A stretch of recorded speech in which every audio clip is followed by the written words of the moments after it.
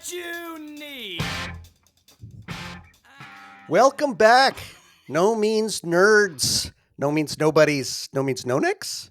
To the No Means No Thing podcast.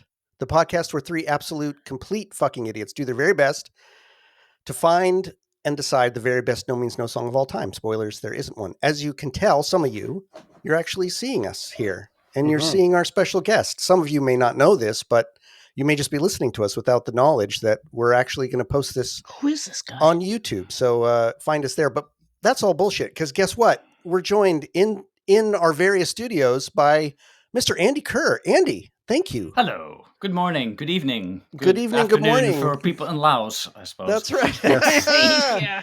Yes, we are straddling time zones. Our lovely transatlanticism. Exactly. So some of us are up past our bedtime and some of us are up very early. Some of us are just getting ripe. Some of us are just getting ripe. That's right. But we're thrilled to have you join us. Nice to be here. Yeah, of course, we've been wanting to talk to you for a long time. Of course, we've been chatting about the podcast for, I guess it's years now. Three When did years. the podcast begin? 2021. No shit. January 2021. Yeah. Wow. Wow. So it's hard to believe. Yeah, I went back and was looking at early files for it, going like, "Holy crap, is that right?" So very long time. But we're in the home stretch. We've got one last season to go, so we got you in before the final curtain, which is great. And our usual bullshit here. Before we start diving in with any of our dumb questions, we have to know what you're drinking, Andy. Oh, what you got in that cup? Well, it's just past 7 a.m, so I'm drinking coffee from our rockin' coffee maker, which Michelle will know all about actually, because she has the exact same type of coffee. I've seen that coffee maker, and it is incredible. Yeah. That is an incredible coffee. For maker. years, they're I wouldn't call them a mom and pop business, but they're a family business that's been around for ages. And while they do have sort of variants on their machine, their Mocha Master machine, they've pretty much made the same model with a few improvements since, I guess the 60s or 70s. And and so I am drinking that. And I'm drinking it out of my Canadian Erica restaurant ware stuff, which I love so much. Oh, there we Excellent. go. Sweet. Look at Erica that. restaurant. Is that a Victoria joint? No, it was Erica was a brand, not a brand name, a pattern name for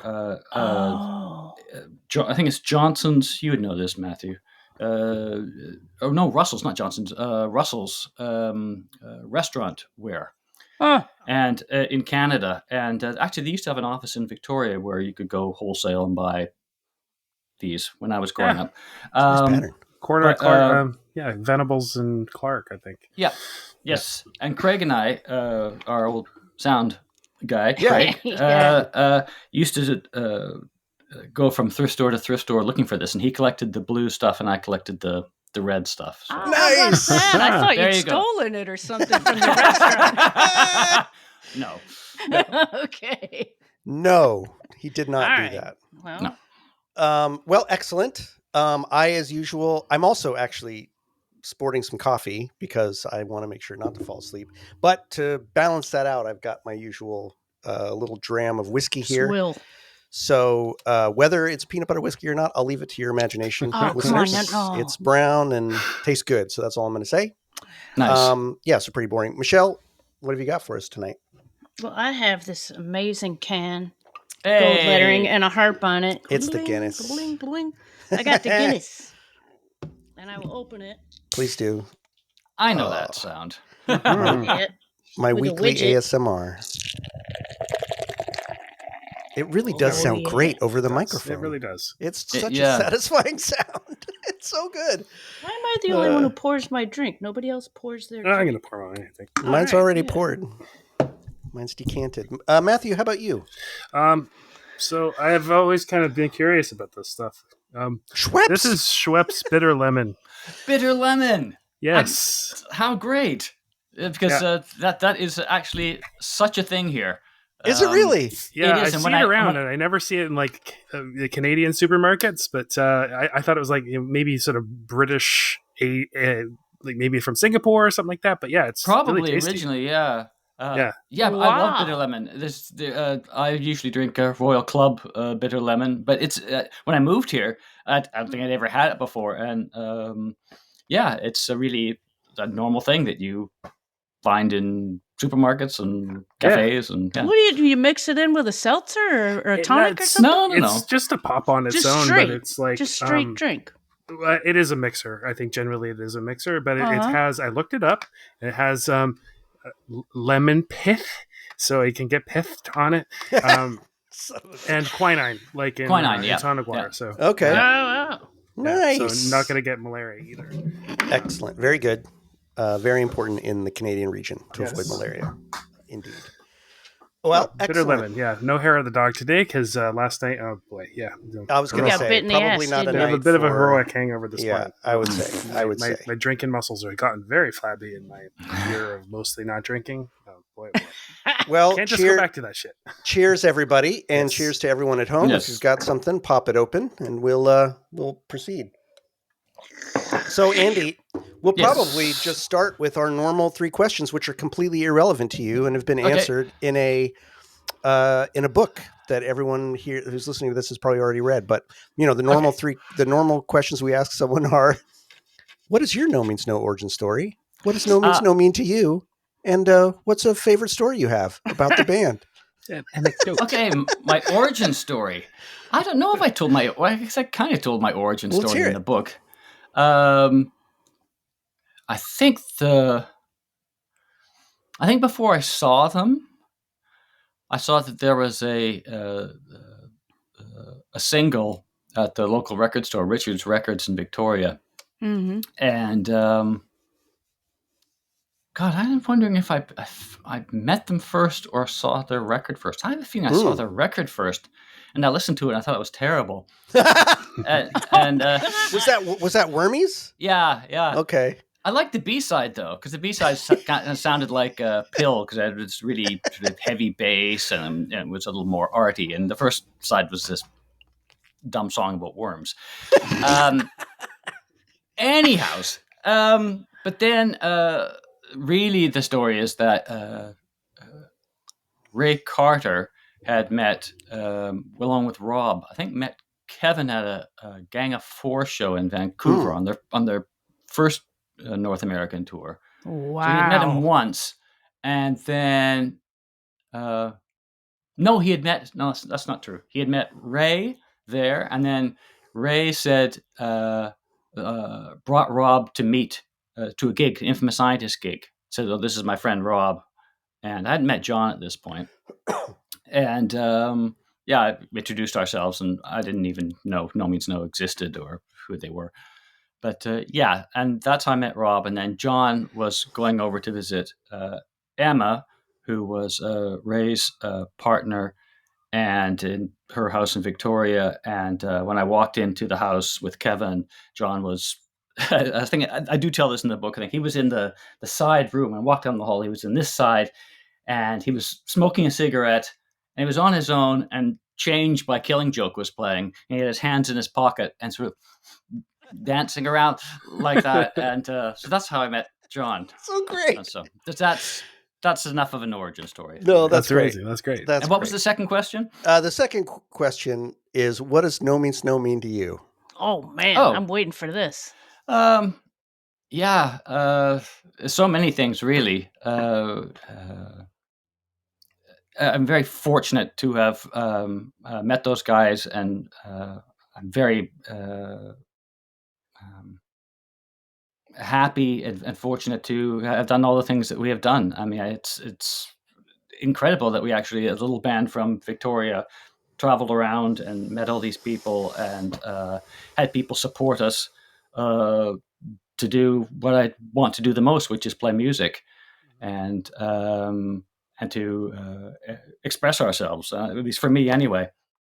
And it also means it's sort of like a marriage that ends, that you always look back at good times and you think, oh, that's great. And then you have moments in the middle of nowhere where you're like, oh, that fucker.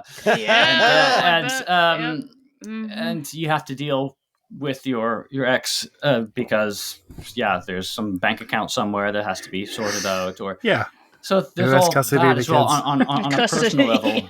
But the personal level aside, working with and hanging out with and being friends with Rob and John while the band was going and operating was great. It was, and I was in my 20s, which was just like the best time of life. And because you still have the energy that you have when you're a teenager, but you're not quite as dumb. Right. So that's what it means to me. And the fact that even now, although I don't, if no one talked about No Means No tomorrow, it wouldn't bother me in the slightest. But the fact that people still every now and then come up and say like, "Oh, I really, really like that record," or "Oh, I saw you guys play here. You guys were really good." That means a lot to me. So, wow. Oh, cool. Yeah, there's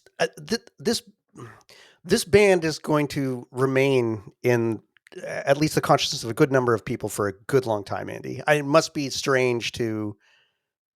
Well, it's I've thought about. Sorry, I thought about the fact that I thought there were sort of parallel universes, and that you have. I don't know. Is there like the Jesus Lizard contingent? Is there a forum and a podcast for them? And the people are like, "Oh man, Jesus Lizard, man, they were so great. I remember seeing them." And I think there are, and there's people for Dylan, who have like 5 billion people, and not 5 billion. That would be really extreme for Bob. That would be extreme. But of the world. His fan base, and they talk about this and this. What do these songs mean? And share their personal stories. Wear the T-shirt. I don't know how many Bob Dylan T-shirts. I don't know if I've ever seen a Bob Dylan T-shirt. I don't think I've ever seen a Bob Dylan T-shirt. Come to think of it. So and at least even from the people that are in our scene and in various sizes, you have the Alice Donut people, you have the Victims Family people, you have there's the people who were thought Steve Albini was God, which he almost was, and Big Black, Sonic Youth, and on it goes. Who's Skidoo, Minutemen. So you're kind of a world within worlds, and the No Means No world seems really special to me, and it is special. But I always have a feeling there's also all these other worlds out there for all these. At least I would hope so. Yeah, even if it's just 7 people sitting in a bar talking about the band that played one gig in their little, town somewhere, and they go, "Oh, I remember those guys. They were so great." And the drummer got so drunk he fell off the stage, and it was the best night of my life. That's also a little group of people, also, just as worthy. Yeah, for sure. Very, very obviously trying to downplay and homogenize the effect that that No Means No has on so many people. Of course, everyone has this. Everyone has this community. Everybody has. What do you think, Matthew? I mean, what do you think that for instance, what makes the people, not the band, but the people who like No Means No, what makes them different than, say, the people who like Sonic Youth or the people who like whoever? What do I think? What do you think? What do I think? I think that people like the idea that they have a sort of a secret band that they know is great, but those people don't know it's really great. I'm going to tell them, but actually, I'm really happy to have it sort of for myself. That's what exactly. Yeah, there's a bit of that in there. For bands, for like records I had, like MX80 Sound was a band from, originally from Indiana, who moved out to San Francisco. And I was a huge fan. And I always kind of thought, these guys, I didn't even know anything about them. And they were even worse than No Means No in terms of publicity photos and whatever. They were just, I saw a picture of them as like, these are just 5 guys. And but I thought, wow, this is, and I know how great MX80 Sound is. And my friend Scott knows how great MX80 Sound is. Steve Albini knew those. And every now and then, So and that's, it's not that you're trying to be selfish, but you do have the kind of neat feeling that you're in on something that is, something that has maybe for you a sort of significance that on a deeper level that maybe other bands don't. Other bands you might think, oh, that's a really rocking song, or that's a good song, or they did that well. But there's something that grabs you, and you add to that the sort of a sort of mystique that is sometimes propagated by the band, often is propagated by the people who like the band, and then you have this little sort of thing created. And but as far as the type of people who like No Means No, I don't know. I always thought that when it's the band from the town I'm from, and before the internet and before I started doing a radio show at maybe it was after the radio show at CFUV, but I had no idea of the reach and the incredible similarity of the people who are also fans of Nomi. So it's such a strange thing to be able to just connect with them right away, and not about the band. And I have a feeling that it is the. I mean, you and I grew up in Victoria. I always thought that maybe it spoke to me because it's from there, and I think there's certainly a certain amount of that. Yeah, a bit. Certain kind of tension, certain kind of frustration, that sort of stuff. But maybe that is more universal than I realized. I hadn't really traveled. I hadn't really had a lot of friends from other places and everything like that. But I think maybe the nub of it is that Nomizo, people don't take themselves too seriously, and that they appreciate that there's humor and seriousness in everything. And they're just Nomizo fans just seem nice. They do. Genuinely nice. There aren't a lot of assholes. No, that's what I was going to say. Towards that band. I have yet to meet an insufferable No Means No fan. I have I'm not fandoms. Like I really love Pavement. You know that, Andy, and I know a lot of Pavement fans, and a lot of them are just insufferable, and I wouldn't want to hang around them necessarily. I've never had that experience with No Means No. There's always, and it's like, part of it is what you talked about, that sort of the secret that you share. But if I'm walking across the street and there's somebody across the street that happens to have a No Means No shirt on, without a doubt, we're both going to go, oh, hey, and cross the street and start talking. And we're going to have a good conversation. It's happened to me many times. You're going to get a hug. And this is from somebody who does not like to talk to strangers. But if I see someone with a No Means No shirt, fuck yes, I'm going to drop everything and talk to them. And I already know it's going to be a good conversation.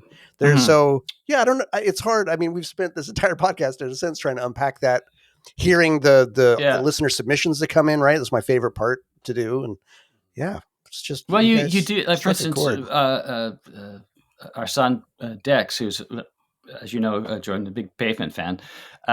He also a big Slint fan. And we went to Canada and the States in 2018, I think. He was wearing the what's the name of the album? The one with the Spiderland, or Spiderland, yeah. Yeah. And he was just wearing a Spiderland t-shirt in Seattle when we were visiting. And he had like 3 conversations in our 3 days there on the street. Of people just nice. Going, hey, Slint. Great record. Yeah. And Slint is another band that has a sort of mystique about them that people are like, who are these guys? Why did they split up? And where's this lake that they were in with their heads bobbing up? And their pilgrimages to that lake. Yeah, absolutely. Are there pilgrimages to the tower? I don't know. Now that people know what the tower is. Well, I didn't even know. The secret is out. I mean, is that right? And I think it was you, Matthew, who said, I think it might be this. And then it was like, and then I did some quick things on Google Map and going, oh my God, that's like where Emma lived. Was like literally like a block away. It was like, okay. Yeah. When I went to Victoria between last Christmas and New Year's, I went to Victoria for the week, and Jason, bless his heart, he took me around to all the houses, the recording studios. It was a total the nerd Hollywood out thing. Tour. Yeah, I saw the home they grew up in. I don't know if we went past your. I hope I don't sound like a stalker, but we did go. We went up to the tower. We were on the bottom. He's like, climb up these stairs and take a look to the left, and boom, there it was. And I was just like, oh my God, oh wow, yeah, it's super cool. I mean, Super cool. It's uncanny seeing that tower and going, oh, no, really concrete steel and antenna wheels. I get it. Like, that's not a metaphor. Oh, radio waves, it's real. curve, Radio and waves. cross. Okay. Okay. I get Oh, red unblinking. Okay. Here Yeah. I am mouthing off about the tarot and bullshit. No, that's a big fucking cell tower. All right. Yeah, the tarot cards. Yeah. Well, but listen, it's Rob. It's going to work on multiple levels. Right, I still sure, stand by it. sure. It's funny though, Andy, you talk about the sort of mystique of it. And you guys talk about this a little bit in the book, but before the internet, when we were all really into the band, and especially those of us who had no connection with Canada, the mystique, and particularly you, like wanting to not put your name on anything. And like, so what I'd like for you to speak to that a little bit. And I mean, later just talk about what it's like now that the book is out. And so there's so much more of an intimate look into, the band itself. But where did that come from for you? The desire to really not put your name on anything? Maybe before it actually was a term. It was probably a bit of an imposter syndrome thing, thinking that I was. I thought I was good at what I did, and we were a good band. But I thought, I'm not really worthy of putting my face on a cover. Boy. And not only that, but I thought, of course, you had the residents who went full on with their, eyeball things. Look at us, how anonymous we are. But it was also just a way to break the mold a little bit. Yeah. And on a practical level, would we have stood against a wall or done Fugazi shots or whatever, standing there kind of like this? I know it's not going to work. Peed on the tower. Yeah. So that made us do things like the masks thing, right.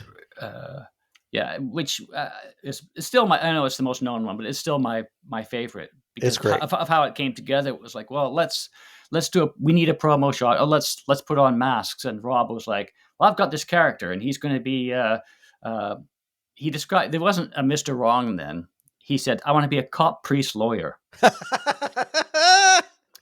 So I said, okay, great. You do the cop, priest, lawyer. And then John and I went out to some, party supply shop, and I think it was Central Saanich or something like that. And John's like, oh yeah, picking up masks. It's like, for me, I probably would have been in and out of there in like 5 minutes. But John's like, I don't know, this could be, I'm not sure of this material, choose one. And so he chose the gorilla one, and I chose the cow one. And wow, and there we go. Yeah, well, I mean, it definitely, I think it, from wherever it came from, it really did add a mystique to it, right? There was just this sense of I often remember, in talking to people who were, the few people I knew back then who were really into it, not even really knowing whose voice was who, right? Like, was that who's? Right, is it that surprises me because I think for me, I hear, I was in the band, but I mean, I hear very distinct voices. Rob, certainly. It's not that. It's not that we couldn't tell the voices apart. It was not knowing which voices were attached to which instrument. It was like, oh, I see. Who's the guitarist's voice? No, your voices are all very distinct. I mean, sometimes maybe John in the early years, we got confused. Yeah. But for the most part, no, it's very distinct. But not knowing, like, does the guitarist ever sing? Is it just the bassist? Right. Is it? And then, it was just really. And then, of course, that was before many of us had ever gotten to see you live. So I'm sure that would have solved the problem had we seen you on stage playing. Well, it also carries on from what, bands like the Gang of Four did, which was they would play live, and the guitar player would sing, and the singer just did, hit a microwave at the side of the stage, or the drummer came out from behind the drum set and sort of did a spoken word thing on top of this music, and the guitar player was on the drums. And this idea of mixing it around so you don't have always this, he's the person playing this instrument who always sings this. He's this. It's the same with End of All Things. People have asked me, well, why did you guys switch instruments? It's like, either Rob or I in practice said, let's switch instruments. Like, okay.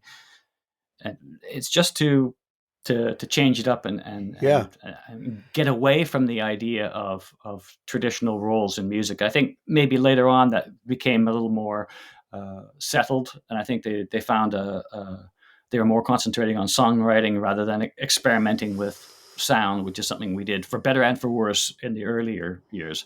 Whereas the later stuff after I left was, I think, the sounds on the records were more sort of set for sort of per record, and the songwriting was more the focus. Right. Yeah, and you in the book, you speak so fondly of those early years, right, in the Rat's Nest with those guys. Earlier, even, yeah, or even earlier than that, right? I mean, the Rat's Nest wasn't the first place you guys were. So, I mean, it sounds like it was a fuck ton of fun to be playing with those guys early on. But which do you feel like there was one of the albums that you worked on that was sort of the peak of that for you, where you felt like the top of your game with them, where you were? Well, I think that I really do think that Wrong is the best record. I know that's a classic case of the battle of the cool kids. People like, well, I think Wrong's the best record. Well, frankly, I think the best part really is. Now, let me just state my case here. But yeah, okay. I think No Means No. Thankfully, we made a number of records which are pretty good. The record that I think for us that we that I don't think sound wise was a success. We thought so at the time, but afterwards, the whole Small Parts Stay Everything sessions. I look back now, sound wise, and think, wish I could remix it and all that. But in terms of the being in the studio and doing what we wanted to do and having control over that, and the effort that we put into it, and the songwriting, I think the songwriting on Small Parts and Day Everything is really, really good. Incredible. And I'm really so that's in a way I don't think it's our best record in my time, but it's my favorite record because I have very good memories of it. Right. On the other hand, I don't have such good memories of 0+2, despite the fact that people go like, "Oh, it's for me, it's either 0+2 or Wrong or something." Right. I have such issues with that record, and but then I have to think, it's also there were personal issues in the band that were beginning, sort of cracks that were beginning to appear, and there was a sort of at that time anyway, a sort of separation happening between the members of all three of us, and it was becoming a recording where we were like, okay, we got these songs, we have to record them. And we kind of thought we were going to do something in between Wrong and Small Parts, and it didn't end up being one thing or the other. And a lot of people like that record, so that it's obviously it was a success in that sense. But no, my favorite one absolutely is the Small Parts and Day Everything songs. Yeah. I mean, it's not an uncommon thing, I think, even from a fan standpoint, to talk about the production of those two, right? And sort of a wish. I grouse about it all the time. Yeah, for the engineering to be a little better. On the other hand, like I was just talking to Parker about this too, right? He considers those his favorites, except for the production, right? But the songwriting on those is so wildly creative in such an amazing way. I could see how that would be your. Well, it also comes from it's moving from the 80s to the 90s. And in the 80s we're still into listening to bands like, well, we're from the late 70s, early 80s, which is you record everything kind of dry in the studio, and then now we add the reverb on things. Oh yeah. I mean, in the 60s people would just be in a room with reverb. Maybe there would be a sort of a reverb unit or something like that. They would add things like Motown, but generally speaking, it was the sound of the room. And then the 70s got into this idea of isolating instruments. I mean, the early Black Sabbath records are an excellent example of Ramones' first album. It's fantastic. But then by the 80s, you have people beginning to start to add things. If you look at the early XTC records or anything before digital reverb came in, and so that was kind of what we had in mind for Small Parts, which is you record everything really dry, and then it's like, okay, John would say, oh, I really want a sound on my snare drum, and so he'd work for 20 minutes with Cecil English, and it's like, yeah, perfect. Okay, now I want the toms to be really big here, and Rob didn't. do so much in the bass. Rob just wanted to play his bass, which is typically him. But I don't think he has the best bass sound on that record. It's there, but he hasn't found it yet. I mean, it begins to really find it on Wrong, certainly. Yes. I think One has an amazing bass sound on it. I think the production on One is incredible. It's great. In general. It's absolutely, the production is incredible. Absolutely. Yeah. John's drums on One too. I kind of think, great. So anyway, so we'd add all these things, and then we just really went into it, which was the idea. We wanted to create an album which was like a mixtape, so that it was very much a concept all three of us were behind, which was that every song would have a completely different mix. Interesting. And so that's why, if I listen to it now, they all have different mixes, but they all kind of have the same mediocre sort of sounds behind everything. But the ideas that are there are like there's tons of reverb, for instance, on things like Slade and even songs like Beauty and the Beast. But Wrong, we wanted to, just for the sake of doing something different, get away from that, do more straightforward songs, make a straightforward record, not as a permanent idea, just as for an idea for a record.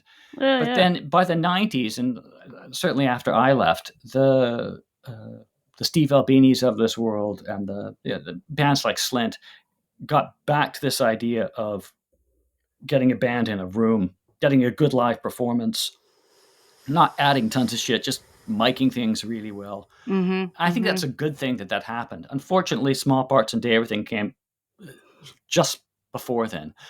I don't know what kind of record it would have been if we had recorded it like Wrong. I think it would be a very different record. And I don't necessarily mean a better record. Right. But it would be a very different record, I think. If Real Love didn't have these sort of, church size reverb things. Yeah.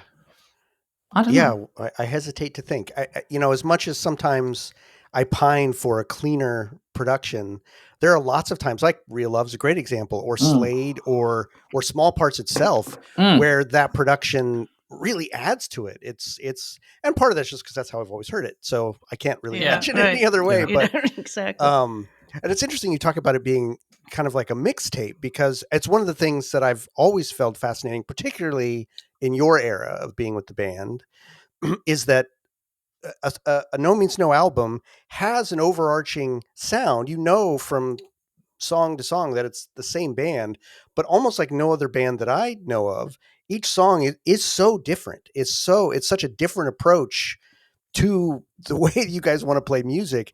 And it's always been this weird alchemy of how does it feel like a whole album that's really of a piece, but every song can be a real digression just somewhere else. It's quite something. Yeah, I think that's I don't know if it really served us in the long run, but it's like Sex Mad is all over the place. I mean, right. Side 2 is really sort of lopsided in its way. It has these two out of 4 songs, 2 of them are bass and drum songs, and it has Self-Pity and Revenge. It's like, what kind of song order is that for a second side of a record? And yet it kind of works. It works. It really works. Yeah. I mean, that's the secret sauce, right? Like, it might not work for other bands, but that's what made you guys No Means No. That's what. That's why you've got a legion. Well, I don't know Legion, but at least a posse of such dedicated, very devoted nerds. It's interesting to think that.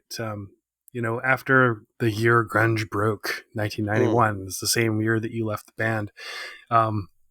What might have happened?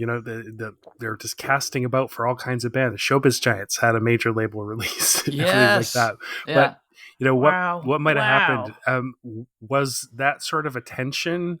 Was that any part of why you decided to go? I mean, in the book you talk a lot about just being tired of touring and all that sort of thing, but I wasn't really so tired of touring. I was more tired of because it was a success, we actually got paid, which was like, wow, amazing. We came home with money after a tour. Wow, what a concept. Good. And and we didn't have to work. That was a huge thing. we didn't have to work. We could have, it wasn't much money, but it was enough that we could pay our meager rent. So it was great. But then I think in terms of sound and the change of sound right at the beginning of the 90s, 91, I really don't think we were very aware of that. I mean, we had seen Green River play, and we'd played with, for instance, Soundgarden, and who are, has to be said, a great band. Not You really my thing. played with Soundgarden? Yeah, Soundgarden backed up us and DOA in Vancouver. Oh God! Yeah, it was one of their earlier shows. Nice guys, Kim especially. It was really nice fellow. And but still, I remember at the time watching Soundgarden, thinking, the 70s aren't really going to come back, are they? I mean, we did leave them behind. How naive I was. Yeah. But even within the band is that there were songs like Bruno that we did in the Hanson Brothers thing.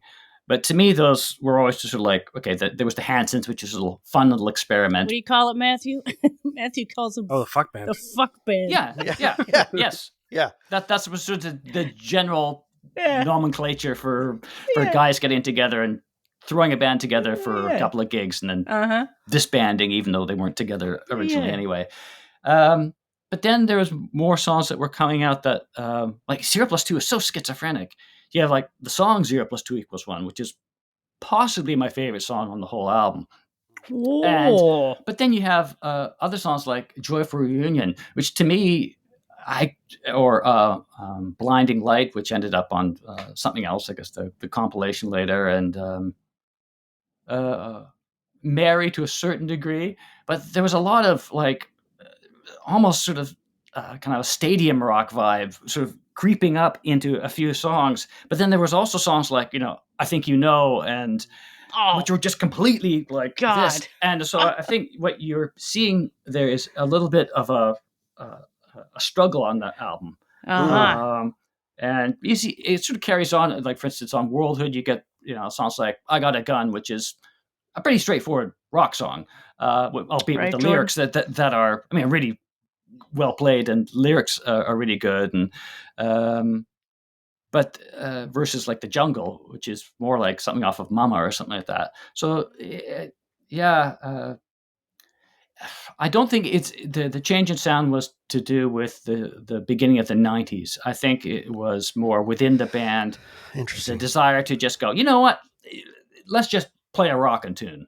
Yeah. And then do epics and then some other weirdo ones. And I think the notion of songwriting, and I can't tell you the amount of discussions we would have, especially in the early days, of how to do things differently. And Rob in particular at the beginning was really, I don't want to do things the same as anybody else. I want to do, I don't want, like when I joined the band, he asked me and John asked me to play, but like, well, we don't want like sort of traditional guitar playing. It's like, that's okay. I can't play traditional guitar playing. Exactly. Not a problem. But I think that once a band gets its sound, which they do, then you're sort of confronted with this thing that's like, oh, well, this is now the No Means No sound. This is the No Means No bass sound. This is the No Means No guitar sound. This is what people expect from us. Whereas at the beginning, no one knows you. No one expects anything from you. So you have the freedom to simply do whatever you want to do. And of course you have that freedom later on. But there's, I think that it's, just in your head, you start... You start thinking, oh, this is a typical No Means No song. I can do it now. I can pick up the guitar and think, oh, what's a typical No Means No riff? This sort of thing. Gotcha. Whereas in 1984, I wouldn't have known what to play. Right. I could have played anything. So right. It was an interesting little comment. I'd never really thought about it before, that after you left the band, that some of your work would end up in the songs that became Mr. Happy. And you said that you didn't want the parts that you'd already recorded to be on there. And that totally makes sense. You didn't want to be on there as a ghost, which I thought was kind of a... Yes. and then Rob re-recorded them pretty faithfully. Were there any examples when you thought, after when you heard the album, like, oh, I liked what I did better, or I like what Rob did? No, I do. I mean, yeah, it's he would say that too. Rob would say that. No, I mean, it's not that Rob did a very faithful imitation, as did Tom on Lost.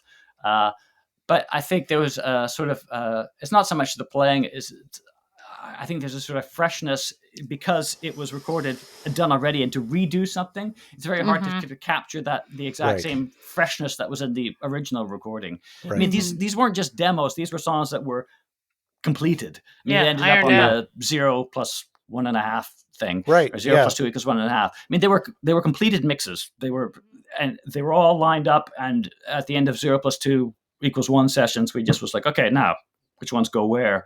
And we were thinking, okay, we'll do the same small parts. We'll do an album and an EP, and then we just, Lost. Oh, such a shame about that song.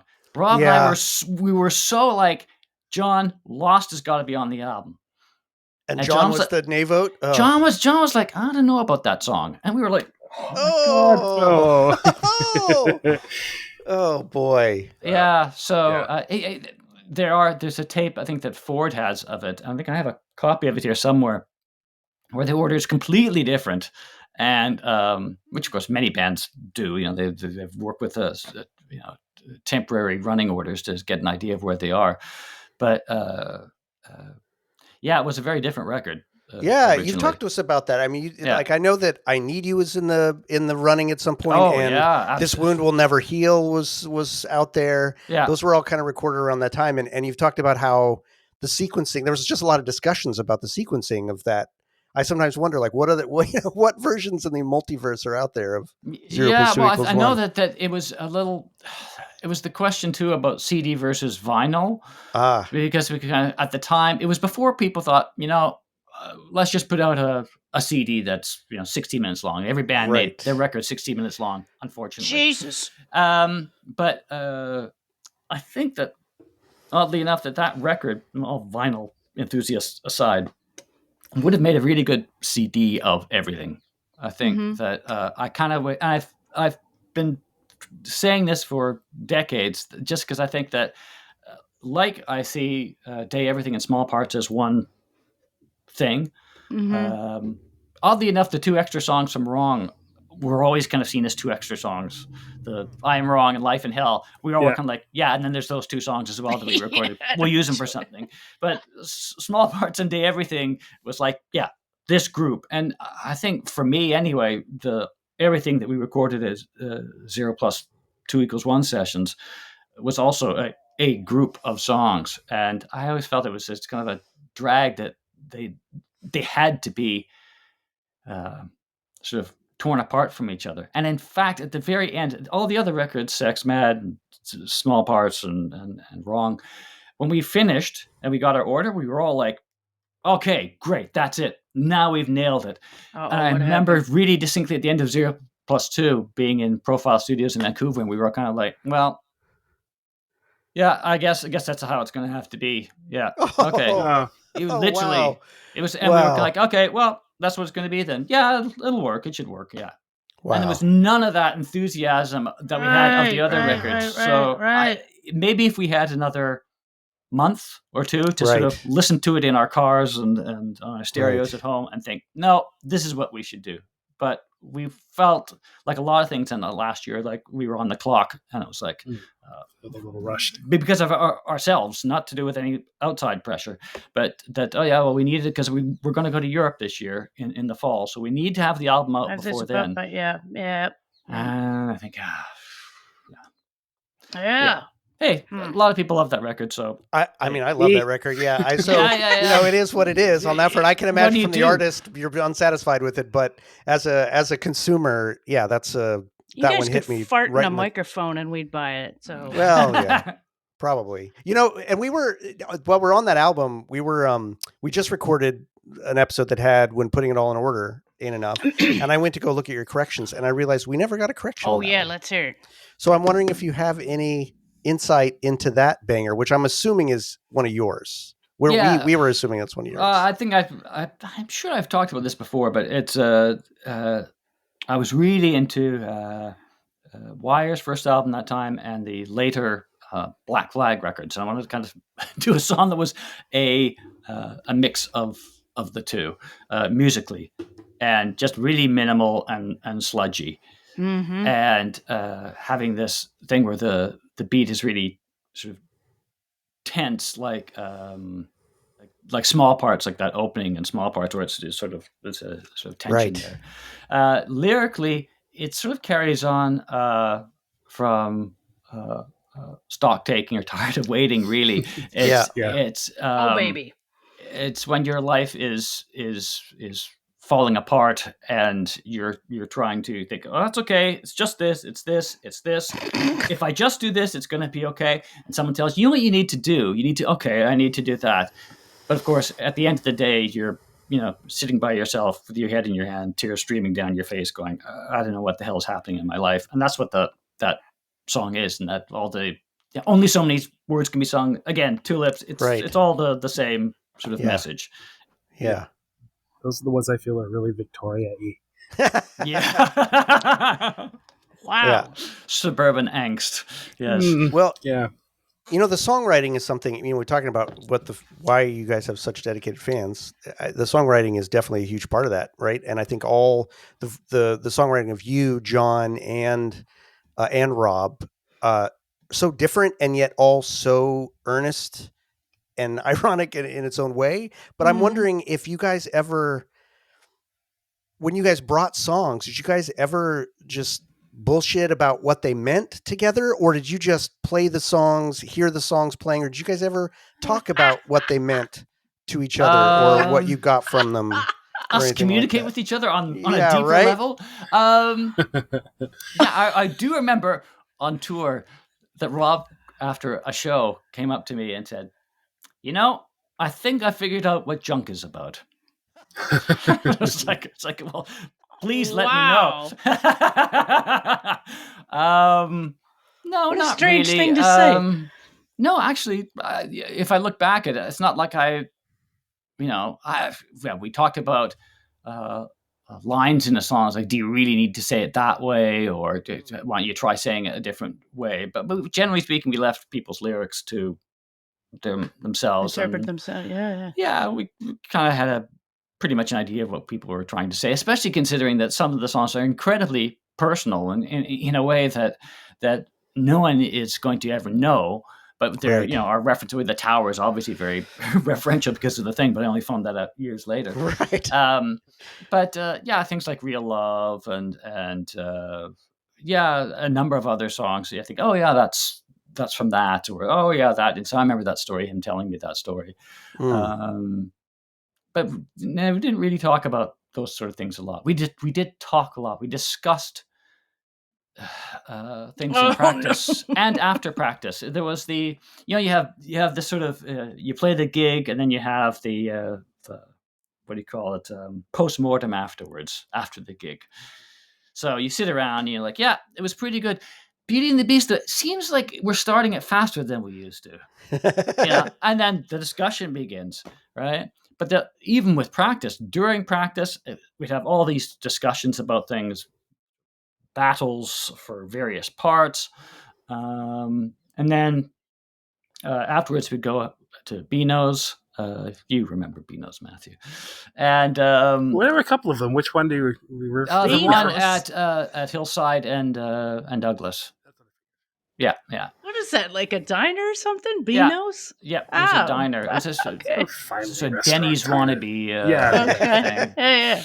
And we'd sit and we'd have our cheeseburgers and coffee. And after every practice. Right across from Coffee Max, was it not? Yep, indeed. And and then you sit and you talk about other things too. But often we just sit there and talk about. I mean, it must have been insufferable to anyone being around us. It was certainly insufferable to our partners at that time. Right. But yeah, three practices a week. Wow. Battle it out. Say, why is that there? But in terms of back to your question. I can hardly think of any instances where we were talking about actually the lyrical content. I think I did near the end when I heard how Rob did his delivery in Cat, Sex, and Nazis, and I said, I was saying to him, I thought it seemed over the top to me. He said, well, that's the whole point. It's over the top. It's like, yeah, but I really think if you laid back, I think it would be more intense. And just having this, half hour discussion of getting nowhere. Yeah, but that's how I'm assuming that's how other bands work. We may have worked entirely different. We certainly had the freedom to say no and argue with each other, and without thinking, oh, we're going to hurt the other person's feelings, but also not being total jerks about it. Right. John and Rob went at each other more often than I can remember. As only brothers can, I guess. Hammer and tongs. Most often it was like, if it was Rob with the bass line, he'd say, well, I want it this way. And John would say, okay, like this. So no, like this. He said, well, that's exactly what I'm playing, Rob. You told me to do 4 beats. Yeah, but not those 4 beats, like this. And I'd be sitting there like, I'm just going to go up for a smoke. I'll be back in a second. Yeah. Wow. That's crazy. Yeah, it's so interesting because the mythology, growing up with the band was like, ooh, they're 2 brothers. I bet one of the reasons the band is so good is because they're brothers. They're in such tight harmony and simpatico. And then talking to Robbie, he's like, no, the thing about being brothers is we could just fucking tell each other. Beat the shit out of each other. And know that we still had to see each other at Christmas. So we just were free to, I think there is something to the concept that with brothers, I mean, you look at the Kinks. I mean, even the Kinks now are talking about, you should maybe do a reunion, whatever, blah blah blah. And yet the Davies brothers, it's just their story. I don't know if any of you know it, but they were fist fights and lawyers, and it's unbelievable. Thankfully, it was never even close to that with Rob and John, but certainly I think that. At the end of the day, they realized that they were brothers.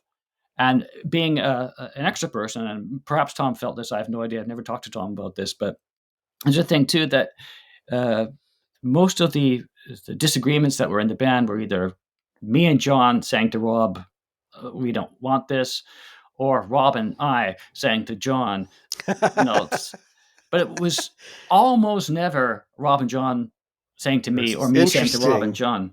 That was not how the dynamic worked. So Rob's the common denominator and all that? Well, no, I think maybe it's... I'm just kidding. I thought that if I really am saying, you guys are blah, blah, blah, I thought, well, then I'm in danger of just being kicked out of this band. And it's like, well, if you don't like it, leave. Which is essentially what happened near the end.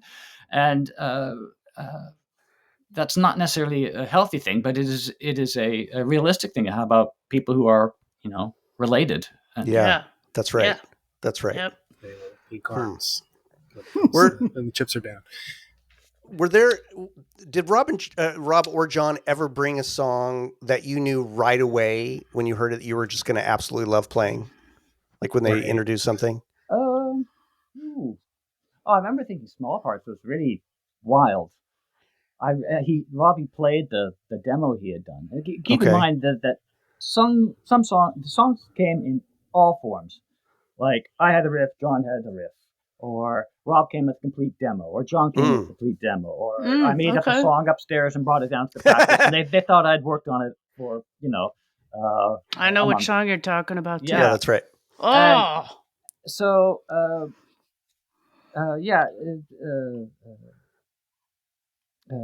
me think now. What was your question?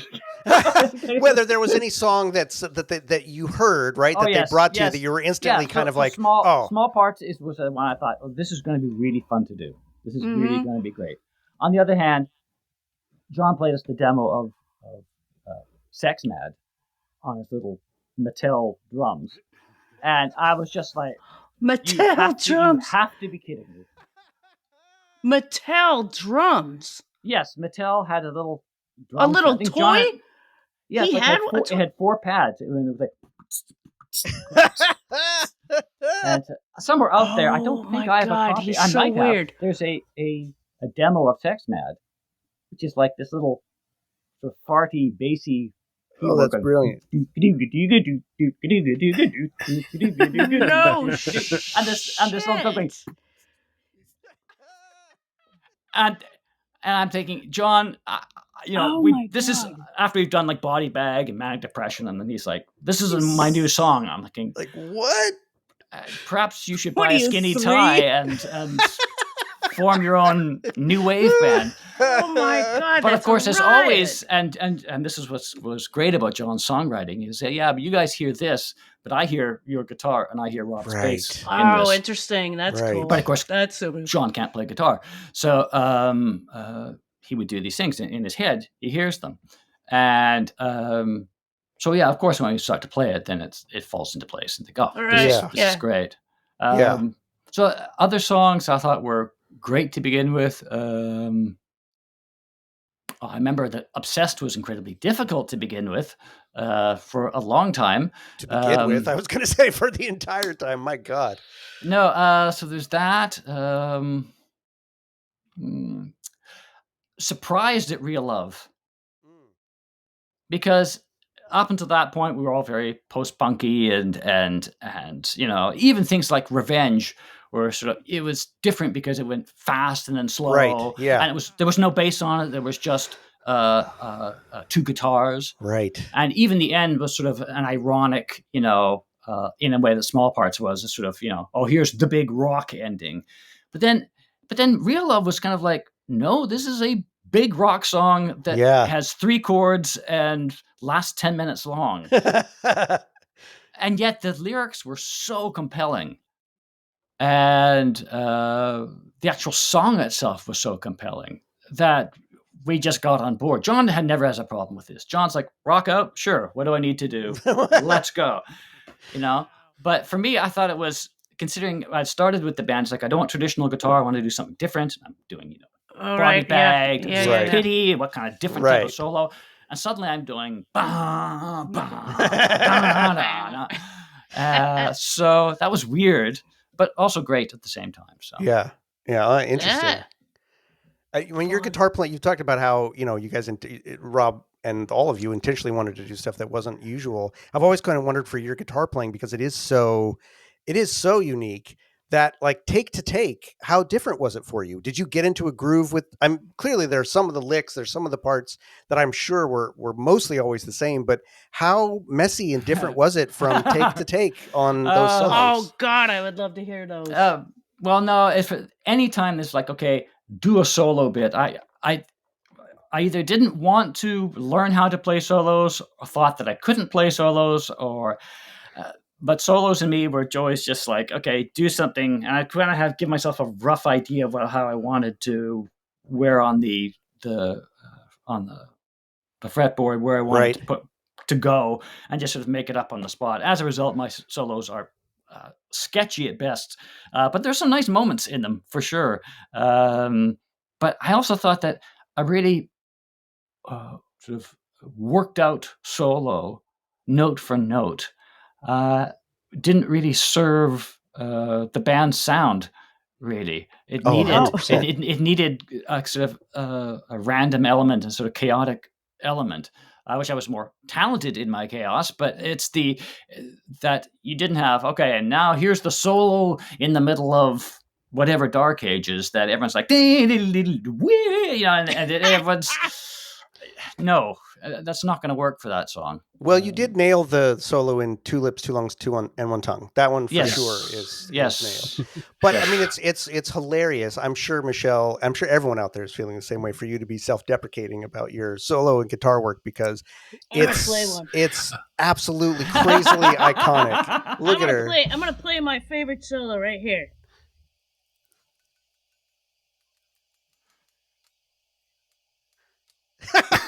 There you go.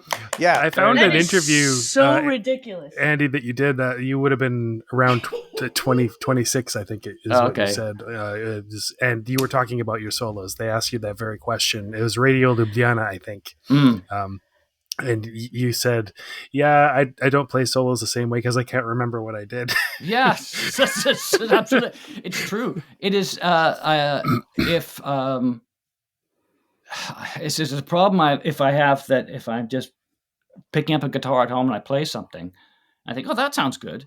I have to record it immediately. Right. Because literally 2 minutes later, I won't remember what I've done. I'll have kind of an idea of what I've done. Mm-hmm. And so what I've been doing in the last few years is if I'm playing and I think, oh, I kind of like that, I quickly grab my phone and I just put on every phone's got sort of thing that you can just record it. The Quick record record, button. Yeah, so perfect. I just don't plug anything in. I just quickly turn it on and just do a play where the notes are. So I'll go like dung, dung, dung, dung, dung, dung. Okay, so those are the notes, so it's clear. And then I do a slow version, so I'm like dung, dung, dung, dung, dung, dung, dung, dung, dung, dung. And then I think, okay, and I go tick, tick, tick, tick, da da da da da da da da da da da da da da da da da da da. I think good, and then I can come back to it later and go and learn how to play that. Right. And then say, okay, and then it goes with this or add another part to it. But if I don't, I literally will forget it. That said, I bizarrely, I remember once I've got something down, I will remember it forever. I can play almost all No Means No songs just out of my head, even though I don't play them at home. But if I do, for whatever reason, have to play them or decide to play them, if I'm trying out a guitar amp or something like that, and then I think, okay, I'll play that song. They're all there. Whereas Rob, if he didn't play it for like 6 months, he'd be like, okay, Victory. That's what he said when he came home from tour. He would put the bass down and he wouldn't touch it. Yeah. And then he'd be like, okay, Victory, what key is that in? Oh, wow. Yeah, which explains like something we always used to talk about, those of us who would try to go see as many shows as we could, why the sets were usually so similar show to show, right? That there wasn't a lot of mix. It was like, well, Rob only learned like a set of songs. You can't go up and ask for a song out of the repertoire of what he's learned. Yeah. Interesting. I mean, I think it's, not to blow smoke, but it's to the music's credit, I think that approach, that there's something so immediate in your guitar playing in every song that is so different than how most bands approach it. That's, to me, was always one of the great draws to how the guitar textured and played into the music that made it so unique. And the fact that it was not, you never knew where it was going to go next. You can't most riffs, there's something in your guts where you kind of know where it's going to go. And with No Means No, that was never the case. Our son Dex said a few months ago, he was talking about what he didn't like about a particular band. I forget what band it was. But he said so many bands are so tight at what they do. And he says, I think that a lot of rock music should sound like a car racing along the highway, but the wheels are just about to come off. That's right. And you can feel them kind of wobbling a little bit. That's why he and I both love Pavement so much. It's because that's Pavement in a nutshell. They're like absolutely that band. Yeah. That's interesting. And yet with No Means No, what is so different about that is that there's also this supreme tightness behind it, right? You've got John who's always holding it together, but you anyway. Yeah. Well, that's the nice thing if you're really confident and we were all very confident of what we were doing, especially with John's drums, which are just so solid, that it gives you a sort of freedom because they're always there, right? So you can, if you heard Rob's bass and my guitar in isolation, not just live, but probably even if you heard them in isolation for the recordings, it's not super tight. It's a little wobbly, and live in particular. We had songs where we found out afterwards we weren't playing like the same notes. It's like Riff's like, what do you mean you play it like that? I'm hitting the F. I'm hitting the F sharp. It's such a cacophony that that no one hears it or cares. That's hilarious. But John is there as the sort of rock, so that allows you to.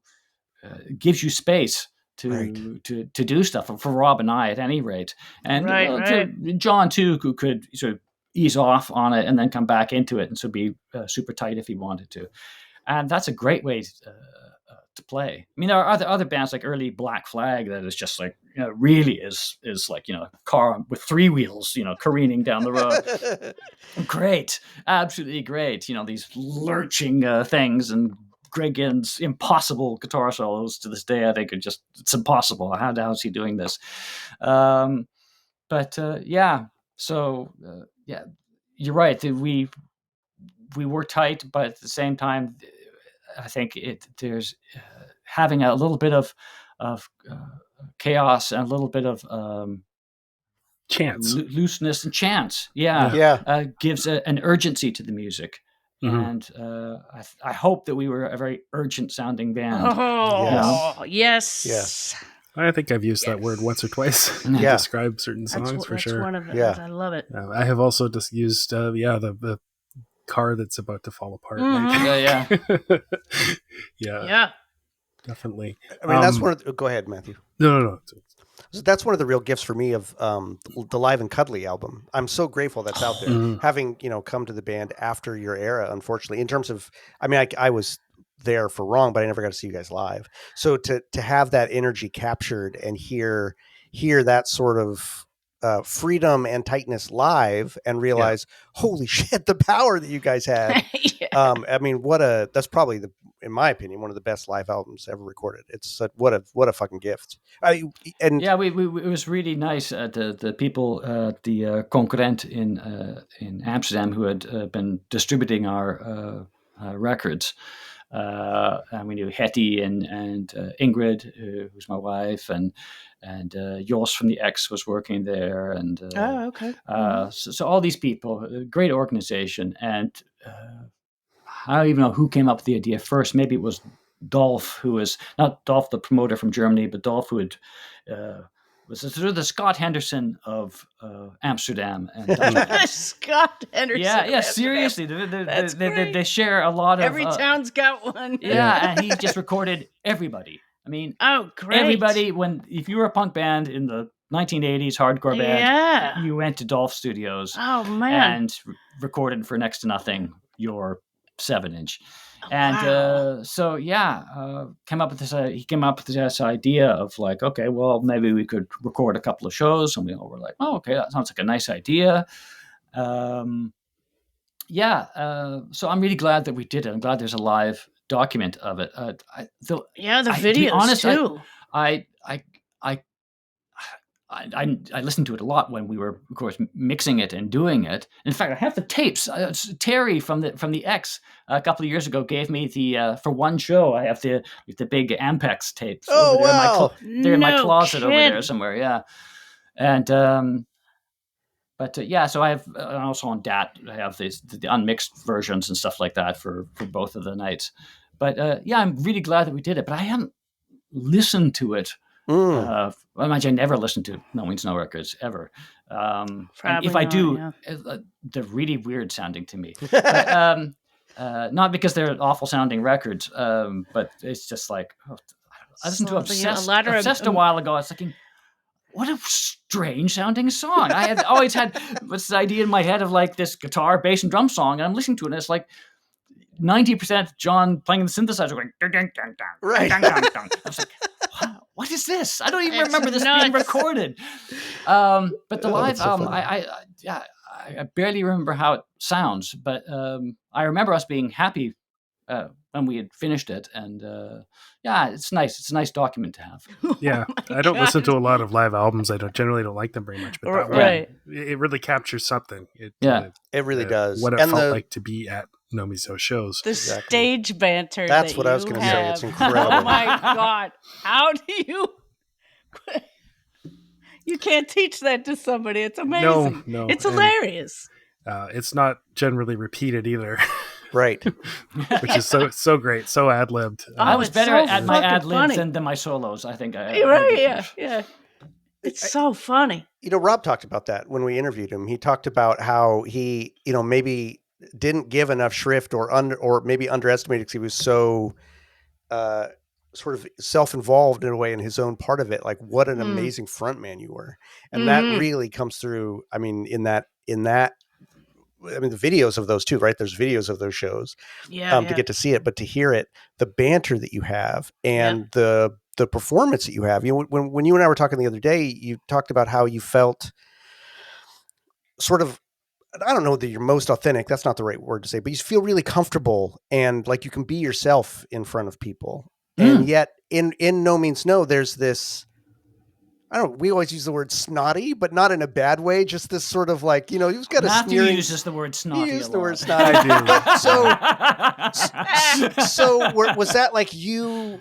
Did you feel like comfortable to just bring out these parts of yourself? Absolutely. Yeah. I said to you yesterday when we were doing the test for this recording, I could be in front of 20 people or I could be in front of 2,000 people. It makes no difference to me. If I have a microphone, suddenly I feel confident and relaxed. It's not even like I feel like, oh, here I am. I'm going to say state my piece. Not at all. I just feel like, I'm in a room with somebody and it's just fun. I enjoy being there and babbling away. And it's nice to hear you say that. In the last episode that we recorded just a few days ago, I was trying to describe. I think I used the word acting. He's acting when he's up there, and Jordan's like, "Oh, not really." And I can't remember exactly what word we came up with, but it some kind of authenticity. Something. It's just really pure like distilled Andy up there. I don't. I never feel like you're playing a character or anything like that. No, I don't feel like. If you take a look at, for instance, what's his name, Howlin' Pele from The Hives.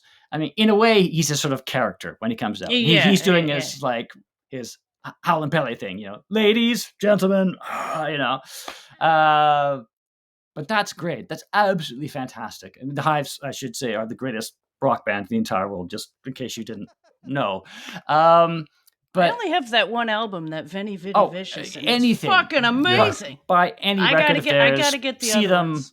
It's all good. I bet it's amazing. But when I was on stage, I think it was just more of a way to be able to express myself, who I am, in a way that in a social setting, it's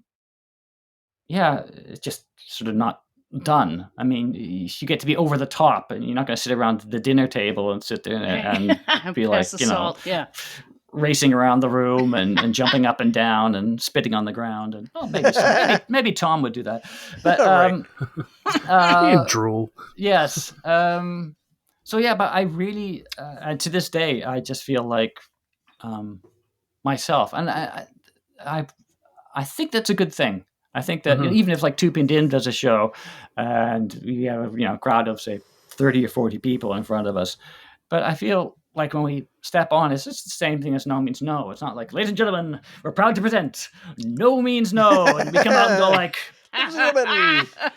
This is what always used to bug me a bit about John when he would sort of announce songs in a sort of like a not a radio voice, but announcer voice. Well, I guess we keep catching his breath. Right?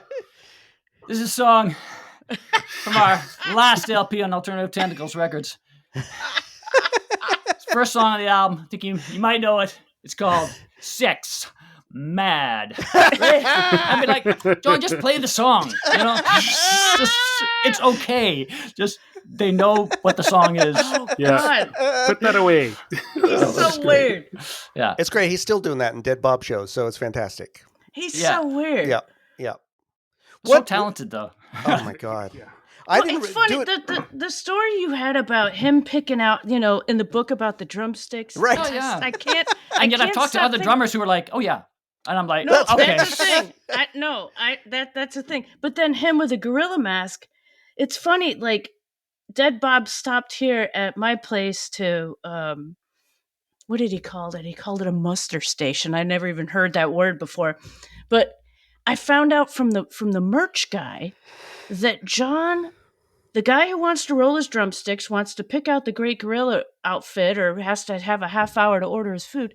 He wanted to stop at a mobile station for coffee. Like, who gets coffee at a mobile station? Like, that's going to be the shittiest coffee, right? Yeah. But then discerning, but not in everything. That's right. That's right. My God. No, he's just very specific. I think that's, in a way, he's not autistic. But coffee? You don't fuck with coffee. I mean, you don't don't. Coffee at a mobile station. he would bring that to, like, Rob and I would be like, that's fine. like when we were recording. It's like, yeah, great. You can hear your snare, or it's like, yeah, my guitar sounds fine. Right. And John would be like, oh, hang on for just a second. And he would be there with like Cecil and Greg, and they'd be like, yeah, maybe you could bring up the whatever, move the mic a little bit this way. And Rob and I'd be like, okay, let's go for a smoke. Let's go smoke some cigarettes, yeah. Yeah. 9 times out of 10, it was always worthwhile. He would always come up with something which was really... Right. Mm-hmm. And we'd be like, yeah, I get it, John, but let's just move on. And sometimes you really did need to say, okay, it's enough. But it's how he likes details. And it shows in his drumming as well. He absolutely. Yet he isn't really like an uptight drummer. But he's a detailed drummer in how he plays, for sure. Yeah. Right. Yeah. I didn't realize till doing this podcast how much of a songwriter he was, right? It never really had occurred to me how many of the songs were his compositions, and it's incredible, really. Yeah, it's weird. I mean, if something is probably will never be published or whatever, but every song has this weird... well, I mentioned it in the corrections. That I said that this is Robbie's song for he did a demo of it, the guitar parts. We wanted the drums like this. Other songs, it's like, literally a third. Other songs, just me and John and a bit of Rob, and every single song has this weird different thing. There was never one sort of set combination of people who put the songs together. Most extreme case was probably Paradise, which I think was like or Lost. Lost is a really good example of that, because I think it's mainly John's song, but Rob had this bass line, which was the I Wanted It All. And that was one thing. And then John had the main sort of guitar riff thing. And there's all three of us wrote our own lyrics in that song. Okay. And Paradise is kind of the same thing. It's all coming from everywhere, but yeah. Wow. Paradise is great. Yeah, Paradise is such a wild It was really song. always really fun to play. I know it's sort of like a novelty song in a way, but it was again. You're just so amazing. I mean, it was really one of the earliest songs. I mean, in the first maybe like, oh God, it was certainly in the first 10 songs that were written for the 3-piece. It might have even been in the first 5 songs. Wow. The Self-Pity was one of the first ones. Body Bag, Self-Pity. I had a song called The Grip, which was actually, if looking back, the riff was very close to Cat Sex and Nazis, though I didn't realize that until years later, because it goes like bum bum bum bum bum bum bum bum bum, but like that. And then it was only years later I went, that sounds like Cat Sex and Nazis. How weird. And so that was recorded. Against Our Will was completely one of the early ones, which was Against Our Will. You must know Against Our Will. Okay, you're all looking like, really? I no. No, I thought I knew all the rarities. I do not know that song. No. Never heard of it. Well, I'll have to see if I can find it, because if you can find it, that's like treasure. That's like fucking. That's a cool song. Yeah, I want to hear it now. Sure. God damn it! Against Our Will was the name of a feminist book about I think the male patriarchy and blah blah blah blah blah, which Rob took like No Means No and made a song out of it. And it's a cool song. Go in the closet. It may have even been recorded during Sex Mad, but didn't get chucked on the record. And Sex Mad, those tapes, like the idiots that we were like, well, the album's recorded now. Tape's expensive. Let's wipe those tapes. We'll use it for the next. Oh, God. Damn it. Wow. Clever. It might have been. Yeah. I think we recorded, but we decided that it was not as strong as the other songs. But I liked it. Yeah, that does have a nice solo in it. Oh. Sure. Wow. Well, now, after all this is done today or tomorrow, you got to hunt it down. Yeah, it's good. See if it's out there. I just sure it came out on like a cassette or something like that. No. I've as never far as even I heard know. that Absolutely song title. not. Absolutely It's got not. a great riff. It's a John riff, and it has a sort of jumping riff. I'll tell you what, I'll play it for you. Oh my God. Please. Jesus Christ. Oh man, I don't. I sort of had some questions about cutting room floor regrets. Here we go. Here we go. This is better than absolutely. Is that the guitar, That's Andy? the guitar's not plugged in though. I don't know. Can you see if you can even hear it? I can see it. There we go. Oh my God, look at that. Can you even hear that? We can hear it. Yep. Yes. No, I gotta make sure it's in tune. Oh, it's completely open. We will wait.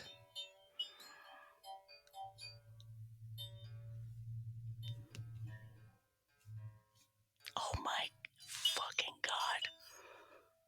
Oh my God. Oh, so Jesus.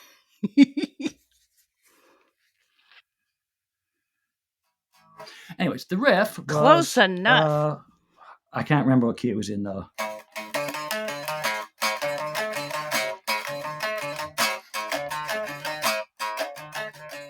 That's the main riff. That's fantastic. So, yeah. There's my but the other tritone part, in there. I hear it.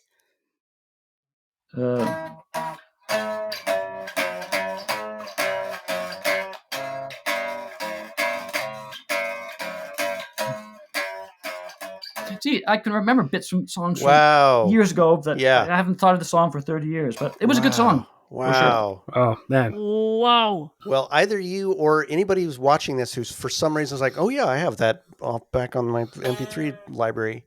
This has got to get out there. LimeWire. Right, LimeWire. There's that one guy, I don't remember what his name of his YouTube channel is, but he's an obsessive like us, and he's put out every possible thing that he could find. Oh, the show must go wrong. The show must dude. go wrong. Oh, And yeah, I just did a quick search to see if it was in his library, and it's not. So that kind of proves that it's just not out there. Well, I'll tell you what, I'm going to actually look at my computer here against. Andrew. It's not on here because I would have archived it against our will. I wonder if it's even on my computer. Oh yeah, here we go. Animan Lost Songs text. Oh, okay. Okay, this is This is No, Adam's no. cutting room floor No. file. no, yeah, exactly. This is Lost Songs of No Means No. New Moon. Now, New Moon became Bruce's diary. Oh, Okay. Yep. Okay. Yep. Right? So, in Bruce's diary, and it goes, do do do dun dun dun dun Yeah. dun Yeah. dun dun. Yeah. Rob went, New Moon dun dun dun dun. Babble to the Rabble. Unfortunately, no recorded version of that exists. I've heard of that one before. Yeah, that's when I was playing, because John and I bought a set of timbales, which were used, and this was a sort of a dance song, kind of like Beauty and the Beast in a way, and it was bass, drums, and timbales. Wow. Oh, wow. And it went babble to the rabble, keep them hypnotized. Babble to the rabble. Oh, doodle. Wow. Oh yeah, I can One of remember those it's that. a bit more written for a crowd. Rob Demo, Sex Gang. Which sort of Sex Gang. Sex like, Gang. Yeah, it sort of sounded like the fuck song. There's sort of a shuffle beat, like do do do do do do do. They joined a sex gang. We accept the strangest types. Whatever happened to I Believe? No, whatever happened to Adam and Eve? They gave up and went straight, I believe, and joined a sex gang. Holy shit! Yeah. This sounds great. fucking great. Oh my God. Let's see. I need my glasses. Hang on. They joined Can't our read this. sex gang. Bugs. Rob wrote a song called Bugs, which is about bugs. The only lyric I remember was something. Bugs? Something is my favorite dish. I am a silverfish. Bugs, bugs, bugs. Oh my God. Oh boy. Okay, the fuck song, yeah, but everyone knows that one. Fuck song. Did the fuck song end up in the podcast? No, we don't even know the what fuck it song sounds either. like. I've not heard the fuck song either. We know nothing. You guys, one of Matthew must know the fuck song. I do not. No, Okay, we've got well, I'll blank play you stares that over one there. too. All right. Oh my God. Can you hear that? Yep. Yeah. I got some advice for you. If you wanna fuck, then fuck. If you wanna fuck, then fuck. In. Oops. That's it. In. Out. In. Out. Okay, With I the have memorable heard lyrics, fucking is a violent act toward whoever is on their back. The only point in sticking in is you must lose and I must win. Oh, boy. Not Oh, really Rob. one of Rob's finest moments. I suppose there's Man, an I irony have- in there. I You've heard have that, heard Michelle? that song. Where have I heard that? It's great. That is a I great think song. there is a... That's a good song. Yeah. That's an awesome song. Rob wrote that? That Yeah. sounds like something you would have written, Andy. No. Not lyrically, but Not lyrically, but musically. Hang on here. Okay, so there was those. No Bodies, which is a band demo. I don't know if that ended up on... Yeah. It's a you 0 have plus that two sounds equals. familiar. Yeah, it was on All Your Ears Can Hear. No, hang on. I thought that was maybe on the 0 plus 2 equals 1.5. No, definitely not. That's it. That's it.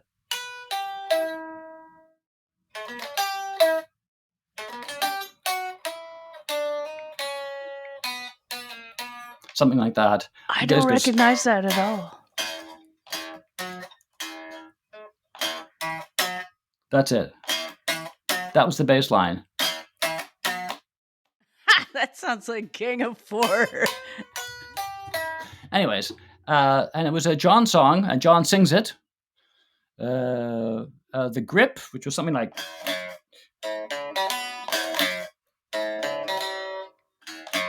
Yeah, that's the one that sort of sounded like Cat Sex and Nazis. An early one that I think morphed into a late Eye-Size song into a very early No Means No song, because I have set lists with this on it. So we played this song, Small Men with Ideas. It's this one of these sort of like kind of song. It's like, oops. No, it sounds amazing.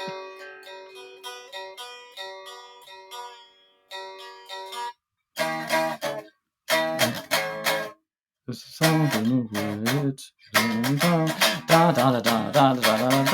sort of like that. It's quite up tempo and very completely like something that would have been in from their 4-track time, like a John song. A very, very John, very pop, very new wavy. And the song, which I don't remember anything of, is also on a couple of set lists, at least, called It Won't Hurt. And I think it was kind of a slowy, jazzy one. And the lyrics in the chorus were like, it won't hurt just to take a look. Okay. Wow. I've got lyrics here. Oh, this was a bunch of lyrics that Rob had written in the 0 plus 2 time called Your Brain Belongs to Science. Which I thought was a great title. Yeah. Yeah, Now It's Dark. That's... that one. Glass and Stone. Did that ever get made into a song? I've not written. Nope. No. Is it maybe White Stone Eyes? Is it a Dead Bob song? No, there's no connection between those two. I think there's another album to be released here. Is this what I'm hearing? I think there's a lost album here. That's Glass and Stone is something along the lines of like...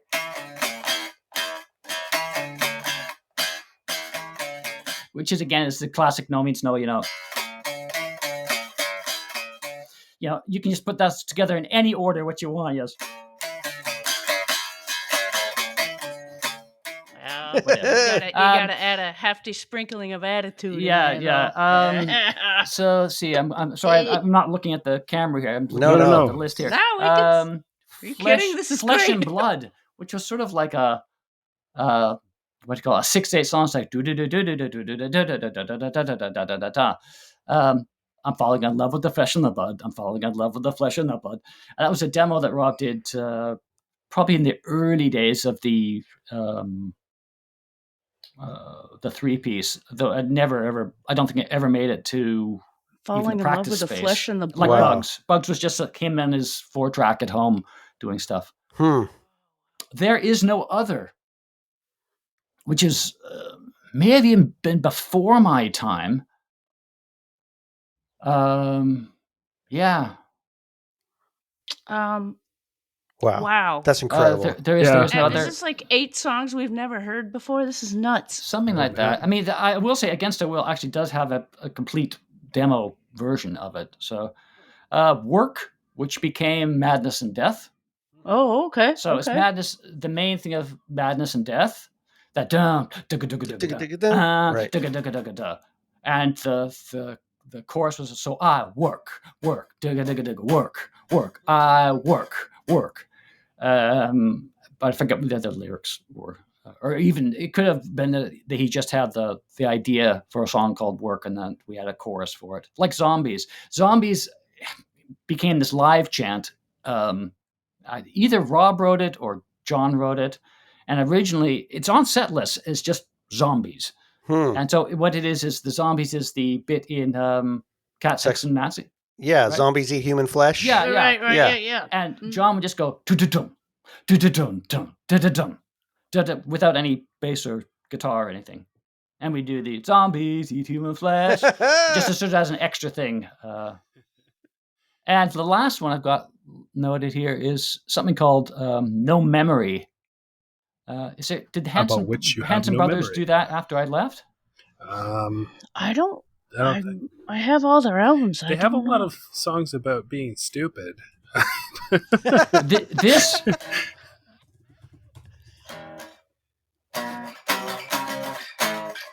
How about? It's like, I have no fear, I feel no pain, because I haven't got a name.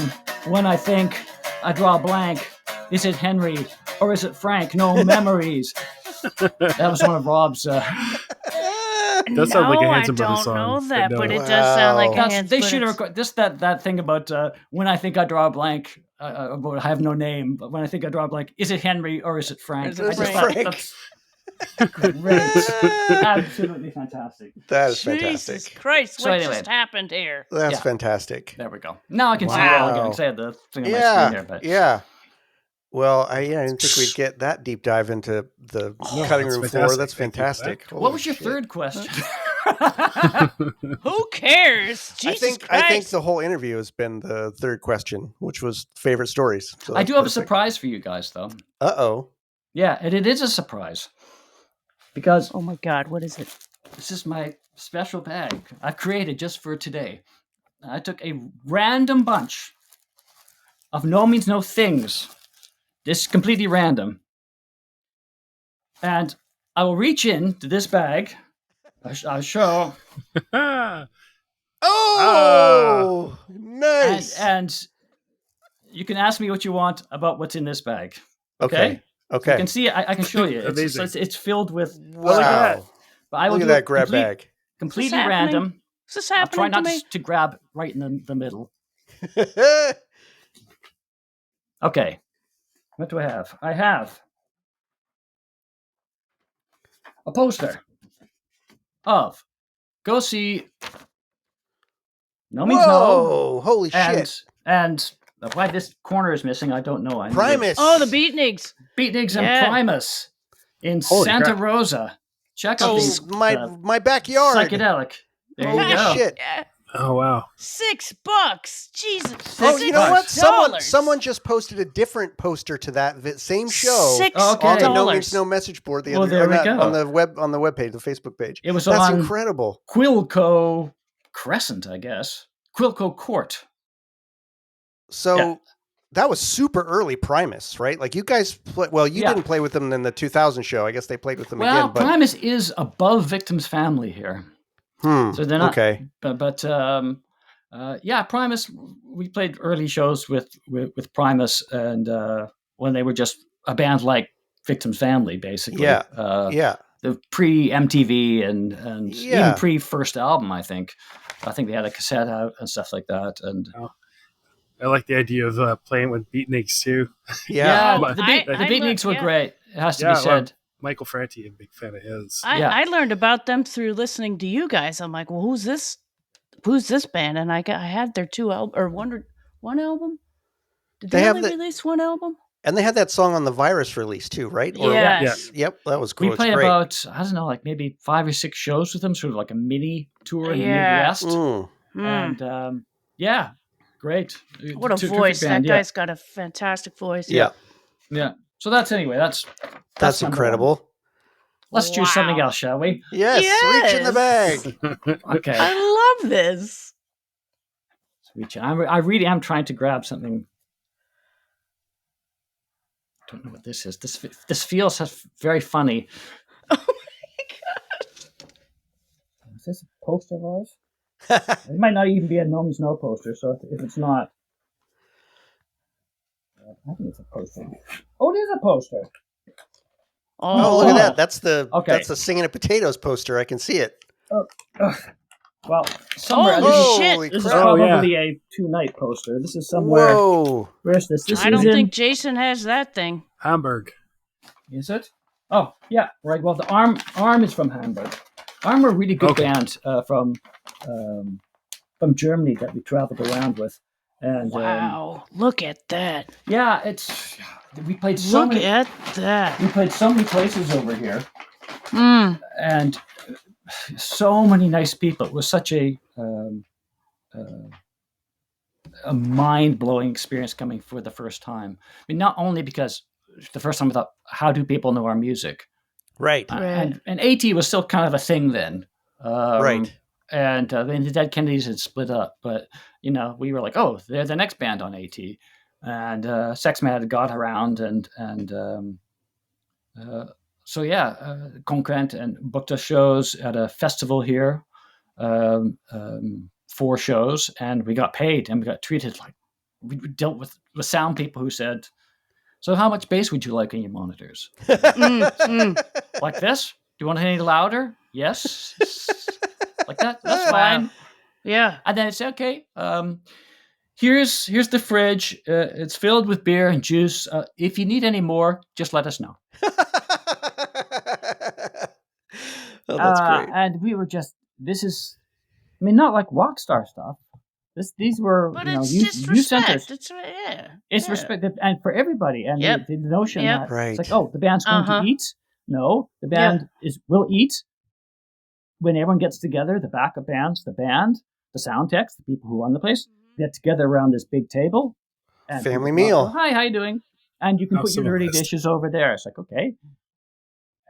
Absolutely mind-blowing. And getting paid. Yeah. And then it's here's $1,000 at the end of the show. Yeah. You're like... The hospitality. That's amazing.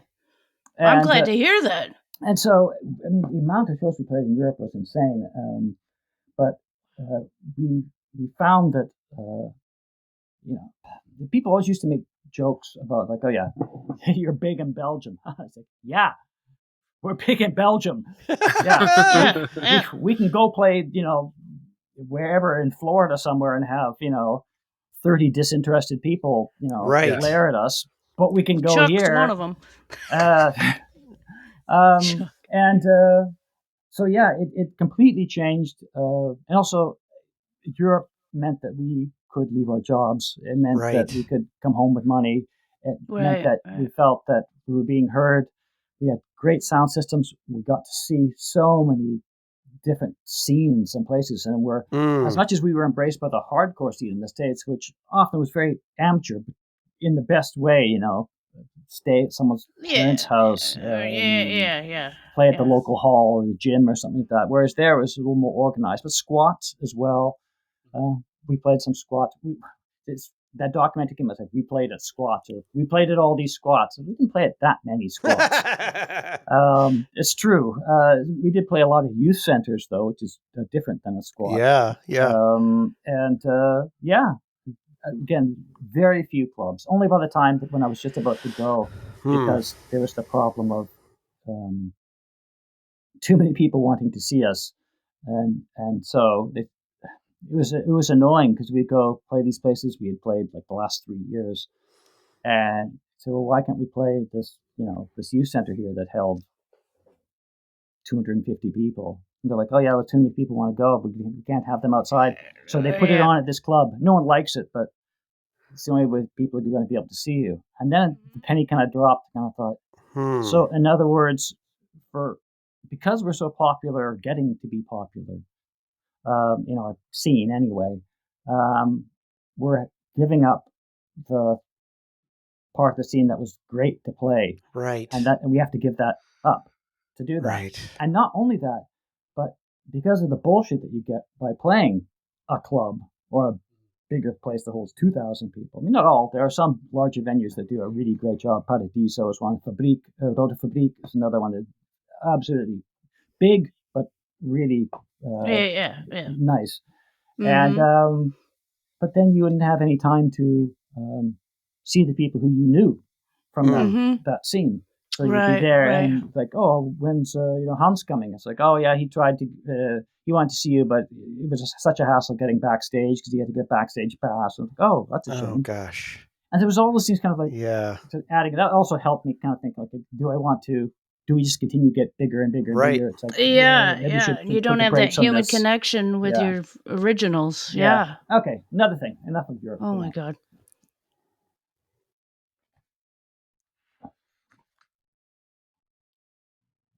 This is. Oh no, that's nothing. It's nothing to do with. No, it's your phone bill.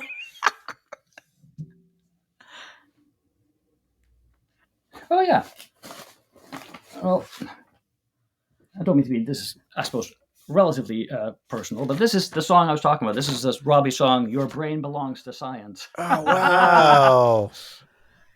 Typed out neatly. My brain, stop fucking with my brain. Your brain belongs to science. Jesus. And that was from the 0+2 era? This I think song? so, yeah. God, I'm hungry. What's there to eat? Something crunchy, a tasty treat. I feel sick now that I finished it. I feel like I've swallowed a brick. This is my pain, not really. This is my shit, perhaps. My brain, stop fucking with my brain.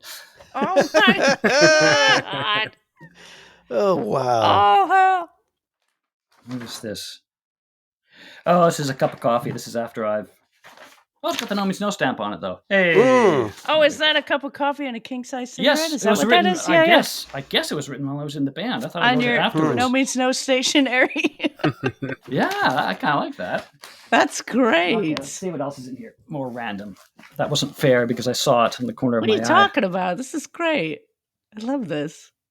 It's a great way to drive a video podcast for sure. Yes. Yeah, you're going to cause some car accidents. This has nothing to do with No Means No, but I'll show it because I did pull it out. This was a local band called The Keys. Oh, that's a great album. It was the only record I've ever stolen in my entire life. That's fantastic. They were a band that played in Victoria, and actually, I know this guy. He fixed my guitars for years. This very guitar was fixed by this guy. Wow. There's the No Means No connection right there. Wow. Hey. He sadly died a few years ago. He had a bicycle accident, fell off his bike and had a concussion. Hit his head, died. Yeah. Oh, wow. But I didn't really like the band, and I'm at a certain early gig. Me and some friends of mine were throwing bread at them on the stage. We didn't want to we weren't like, so it's Victoria. We're not going to throw beer bottles or anything like that. So we thought throw bread. It's a Rocky Horror Picture Show. But I thought, I do want to hear this. I do want to hear it, but I don't want to pay for it. So I do feel bad because the place I took this from was the greatest record shop in Victoria called Richard's Records. So apologies to Ian Cochran and Scott Henderson for this. But I remember seeing Keys graffiti around. Somebody had made a stencil or something. I remember seeing it around Victoria. Wow. That's crazy cool. When I was a little That's kid, a good looking record. Should I continue on here or you? Yeah. This is great. Okay. Another poster.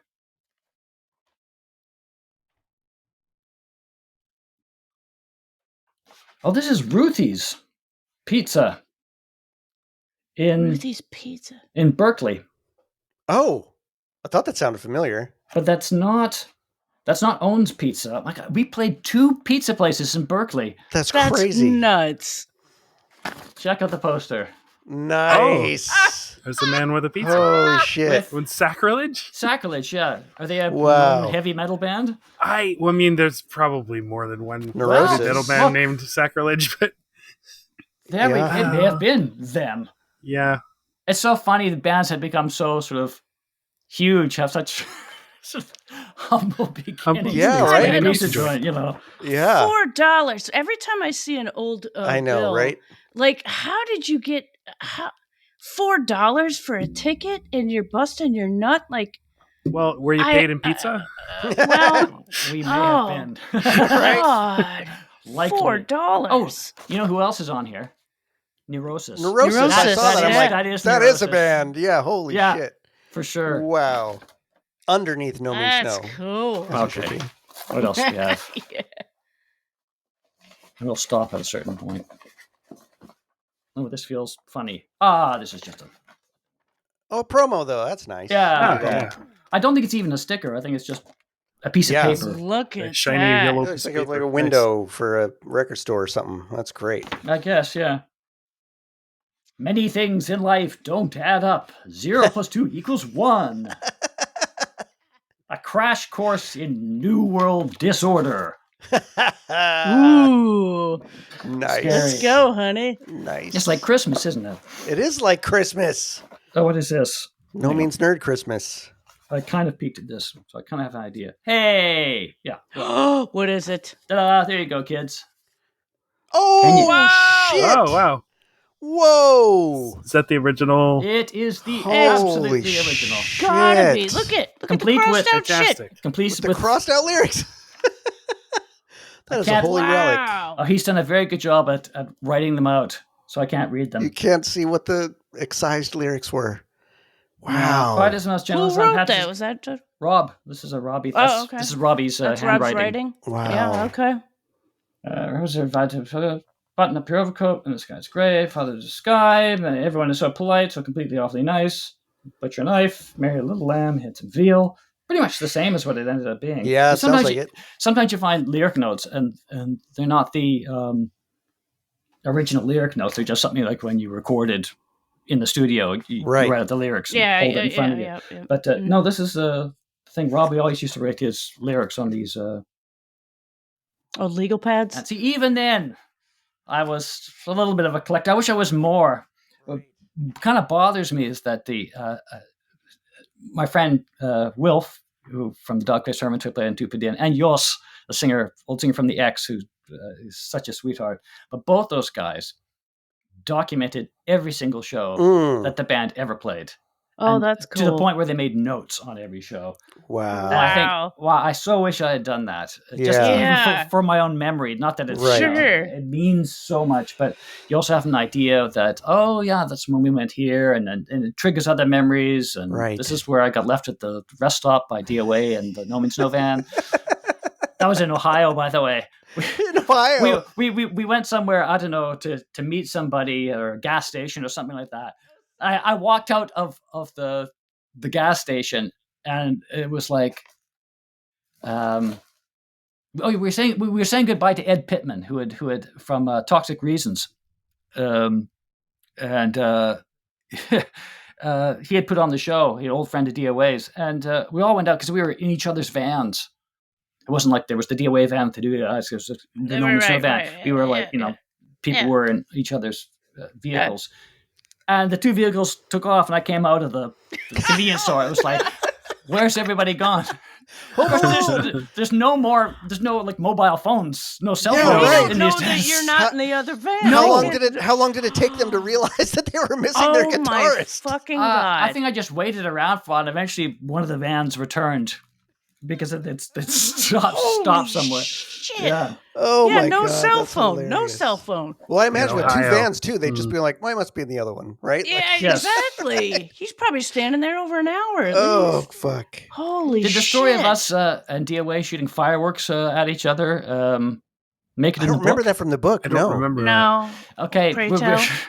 we had these fireworks that we got from somewhere, and in the you know how vans have some vans have this sort of a little sunroof, yeah, the little thing that pops up. Right. Little vent thing. Oh God! Both vans thought it would be really cool. It wasn't like a war. We just thought it would look cool for the van behind us to see fireworks coming out. Holy shit! So we took turns, sort of, but there wasn't much space in the sunroof thing because it's only about this big. Yeah. And so you'd have to kind of get up there and light it and sort of hold it and go like hell. this and take off and then sort of head towards the thing. And and then we sort of Roman talk about it candles, afterwards. And that was in the middle of like winter with DOA. One of the best tours. And somehow you survived. Yeah. Oh God, you must have wet your pants. Like Those all the guys were time. great to tour with, and they treated us so nice. And again, it was the first tour ever. They said, "We'll take you on tour." DOA was a big thing still. Yeah. And it was one of the be like Dead Kennedys, Black Flag, DOA. You wanted a great show, you go see DOA. They were fantastic, and they were. They still are. Even when they put out an album like Let's Wreck the Party, which is very like, what is this? After Hardcore 81 and all that, didn't matter. Go see DOA live, great band. And so we'd played a few shows with them. Just 3 here, a couple there, but we got on together, and we looked like the oddest pair. DOA with all their Canadian gear on, and us. We were into our long coat phase, all the glasses, and the dusters. And the long. But phase. They liked us, and we liked them, and so they said, great. "Well, we're going on a tour for 2 months in the States.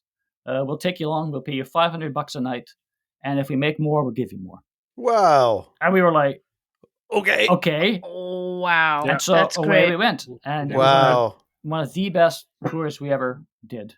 Oh, that's great. It was so fun and hanging out with them and watching DOA every night. It has to be said. I mean, of course, if you travel with another band, you're a little biased maybe of what you think of the other band. But I mean, really, I watch DOA every set, every night. Sometimes in front, in the crowd. It's like we played our set, which was like 45 minutes or 50 minutes, which is short for No Means No set, but in a way it was great because we just did our 45 minutes. That's a long time for an opening band. Right. We're done for the evening. Put our gear at the side. We get to watch DOA every night. Right. Wow. Fantastic. And get paid. That's incredible. So we didn't have to collect pennies off the ground like Rob and I used to do. I don't remember John doing it. Rob and I used to make this habit on our first 3-month tour through the States and Canada. Whatever it was, 86. We would look after the show and look for change on the ground because there was silver. God. The pit was kind of happening. The pit, right? It's sort of change would come out of people's pockets. Yeah. That's sad. Found a dime. Okay. Oh, that's so Victorian. I love it. Christ. Oh, it's so sad. Oh, God. Okay. Something I don't else. like to think you're hurting for get us money something like from the that. bag. I have no idea what this is. Ooh, very early. But this is not No Means No related apart from me. I think maybe John maybe have been part of this. There was a place... No, this is Fernwood Community Center. Okay, this is kind of No Means No related. Infamous Scientist. Oh, Of course it is. Infamous Scientist. Right? Junko Run. This band here... Purple City. Purple City. Now, anyone from Victoria, Matthew, knows what Purple City is. Okay. Yeah. Purple City, for those of you in podcast land who don't know what it is there's a big hotel in Victoria, very famous, very old, called the Empress Hotel. It's now called, whatever corporate sponsor is in front, and then Empress afterwards. It's where you get the tea, the high tea. Shell Oil Empress Hotel, or I think it was the Fairmont Empress Hotel, whatever. It used to be just called the Empress. I think. What is it Fairmont, now? Yeah. Is it Fairmont? Okay. Maybe. I don't know. It's still called the Empress. I don't think it is. Yeah. Well, in front of the Empress, or at least it was in my time, there were these bright lights that lit up the front of this beautiful old building. Big spotlights. Yeah, the sort of orange spotlights. I mean, completely powerful. And the thing is, on sort of kitty corner to where the Empress Hotel is the legislative buildings. Yes, I didn't say the apartment buildings. I said the legislative buildings. Because that is correct. Because that Even though it's incorrect. it is the legislature that sits there. It is not a parliament, apparently. Yes. Whatever. It's a Victoria thing. Don't worry about it.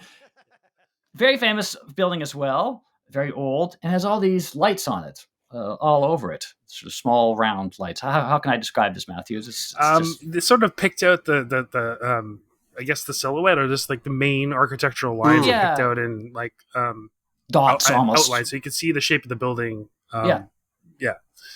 So, anyways, if you stand in front of the Empress, not with your eyes open, unless you want to walk around with a white cane the rest of your life, you stand in front of these bright lights with your eyes closed, and then you sort of wait for 10 seconds, Matthew, 15 seconds, something like that.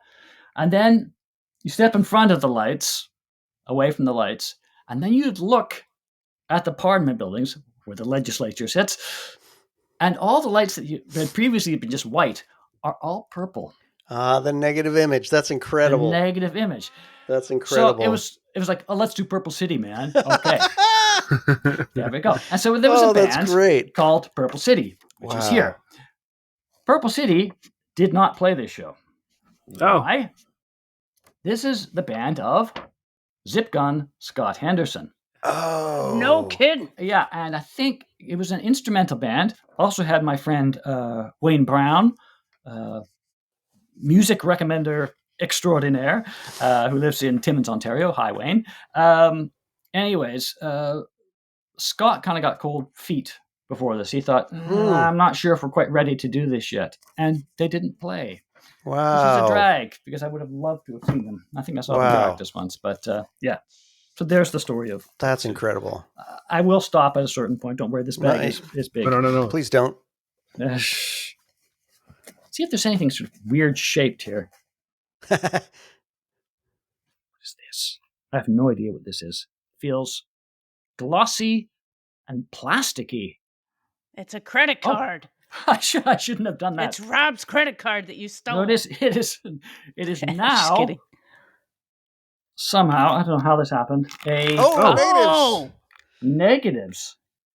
Oh, it is, and it's negatives of us. Oh, this did make it into the book. Okay, see if I can get this one out. You know, there's a picture in the book, at least I think there is, of us standing in the cold with Ken Jensen outside of the blue van, and we're all sort of like with our hands in our pockets with toques on, kind of going like this. That is, that's that this image. Oh, wow. Image somewhere. I don't know. Oh, yeah. You can see it a little bit, for sure. Wow. And there's all sorts of other pictures that were taken at the time. We would never, you see other bands, they take a zillion photos of the band in practice and live. We had people taking live pictures of us, just Polaroids, not Polaroids, but I mean just, snaps. Shitty cameras. Snaps.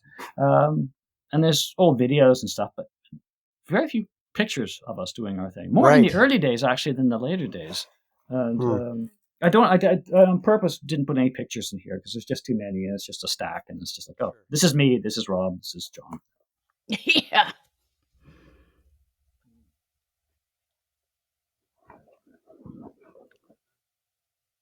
For those just listening, Andy is reaching into the bag. Well, this is something to find the really, next treasure. Really plasticky.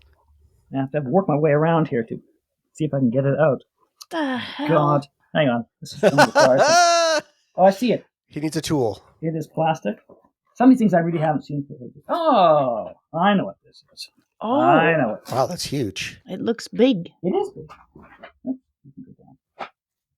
This is... Is it sealed? Can't be.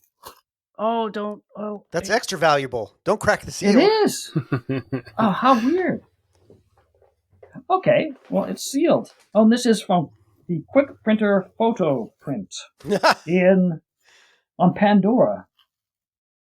900 block Pandora, Matthew. 900 block, okay. Okay, anyways.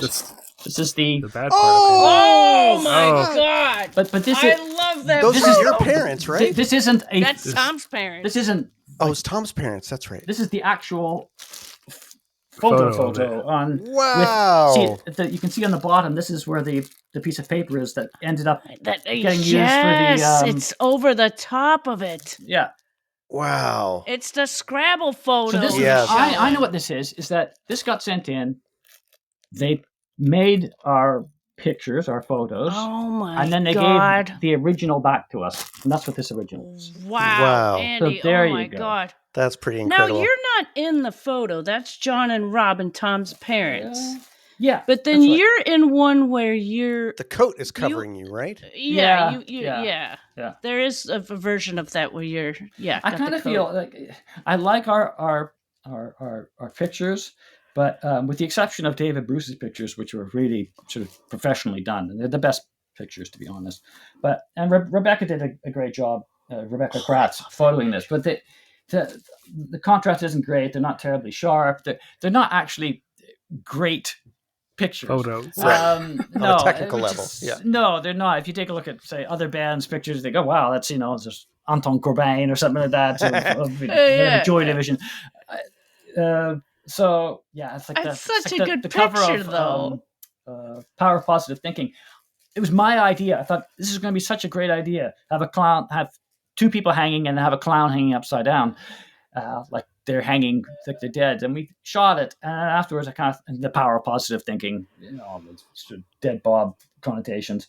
But in the end, it ended up being a really crappy photo.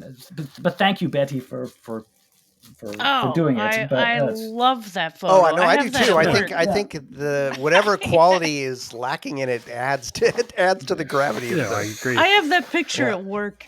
Oh yeah. I do, yes. Okay. There we go. I love Rob's picture. Yeah. Yep. Yeah. Look at that. That's a classic. I like this is just folder. What is this? Oh yeah, I can't believe I just saw that thing. Oh, the fun. The original. Oh fuck it! I'm just going to go in here and just see what it's. Yeah, just dump it. Yeah, just. Teresa, what is this? Set list. Oh wow, yeah. Okay, this is 4 sets. Oh shit. On one piece of paper. Oh shit. Oh, which means that it might be. Let's take a look at the songs that are on it. Recycled from gig to gig. Yeah, it's all. No, we did one time at the Arts Club.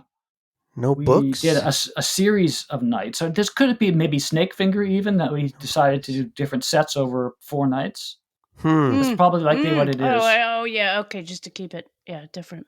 Yeah, I mean, it's around that time. It's got Teresa on there. That's definitely. I'm just looking for any. I don't see any wrong songs.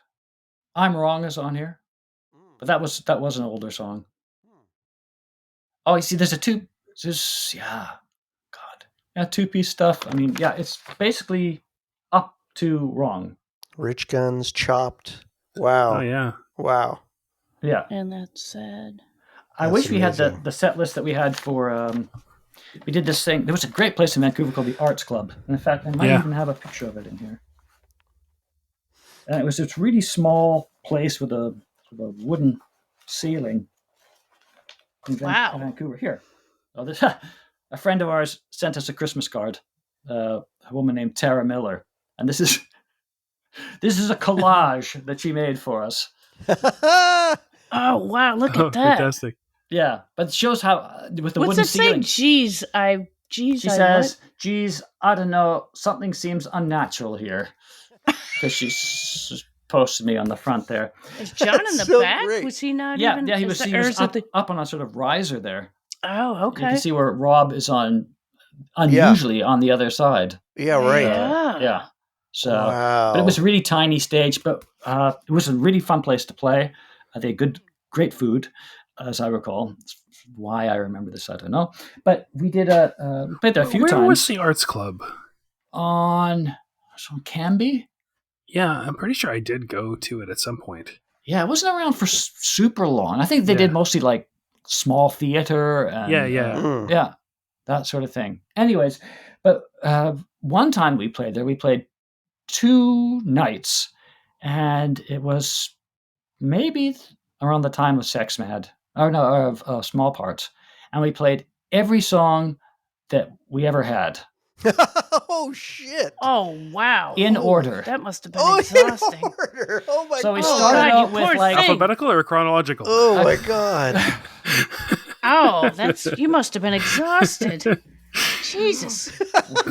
when I bought the record, so autobiographical. No, Wow. high fidelity quote there. No, I think it was chronological, and we started with like the 4-track stuff. Oh my god! So I'm All Wet was done, and Try Not to Stutter, Whoa! and 2-piece stuff, and then moving our way to the early and up until and then finishing. We might have even done Hanson Brothers. I have a feeling we did Hanson Brothers at the set because we had like 5 Hanson Brothers songs or something. Is it like a 6-hour show or something? Holy shit! No, it was 2 nights. Oh, 2 nights. So we got up to Sex Mad on night 1, and but night 2 we carried on and got to the end of the Day Everything. Wow. And, probably with some covers and whatever. Jesus Christ. Yeah. God, that's incredible. Okay, there's tons more, but I'll just see if I can find that place in Las stuff. Vegas where people are getting residencies? Yeah, right. Let's get that going. That Sphere place. These are the original lyrics. There you go. Oh man. Oh. Ta-da. Sex Mad original lyrics. Yeah. Here Wow. we are. Weren't we? Couldn't we not figure out if that was John or Andy singing? Remember, we were going like nuts. Oh yeah, no, this is absolutely John singing. That's John singing. Yeah, absolutely. Yeah. I think we couldn't figure it out, or sometimes it sounded like him, sometimes it didn't. Yeah, there's been a couple songs like that. Not many, but that was one. God, of them. his voice has gotten a lot lower. Oh yeah, I was listening to some of the Dead Bob stuff, and it was eerie. Yeah. There's one time I thought I didn't know Rob sang on this record. Exactly. Well, we talked to him about that when we interviewed him. Like early on in his life, he could sound like you sometimes, and later on in his life, he sounds a bit like Rob. It was eerie. Yeah. Yeah. Let's see. I'll see if I find the interesting stuff. What's that? The interesting. It's all interesting. All right. I see. Yeah, this is what I mean. This is Wormies, but I think that John just wrote this for me, maybe, or he wrote it for. That's the Wormies thing. Oh, nice! Wow. Yeah. Oh, it's got chords on here. D minor. D minor. Yeah. The saddest of all keys. All right. But when I find these things, I always see if there's any different lyrics. Right. Yeah. Yeah. Over through, and also if things are crossed out. No, see, he's got written here. A socialistic Selamate segmented separatist. They're tunneling holes in our, and it looks like it's head. They're tunneling holes in our head, but he's crossed that out and written home instead. So it could be the original lyrics, but it looks a little. And there are a few things. Yeah, there's stuff crossed out. Maybe it is. Chord notations here. Right. Yeah. So yeah. Wow. It could well have been I just asked him for it when I was, having a coffee with him in the morning as I did. That was a very nice time. It was even before I was in the band. We were hanging out together all the time. And like I said in the book, complaining we didn't have girlfriends. I don't understand. Why is this? Why are you writing songs about worms? Using words like coelomate. Yeah. Biology 11. Yes. I think. Yeah.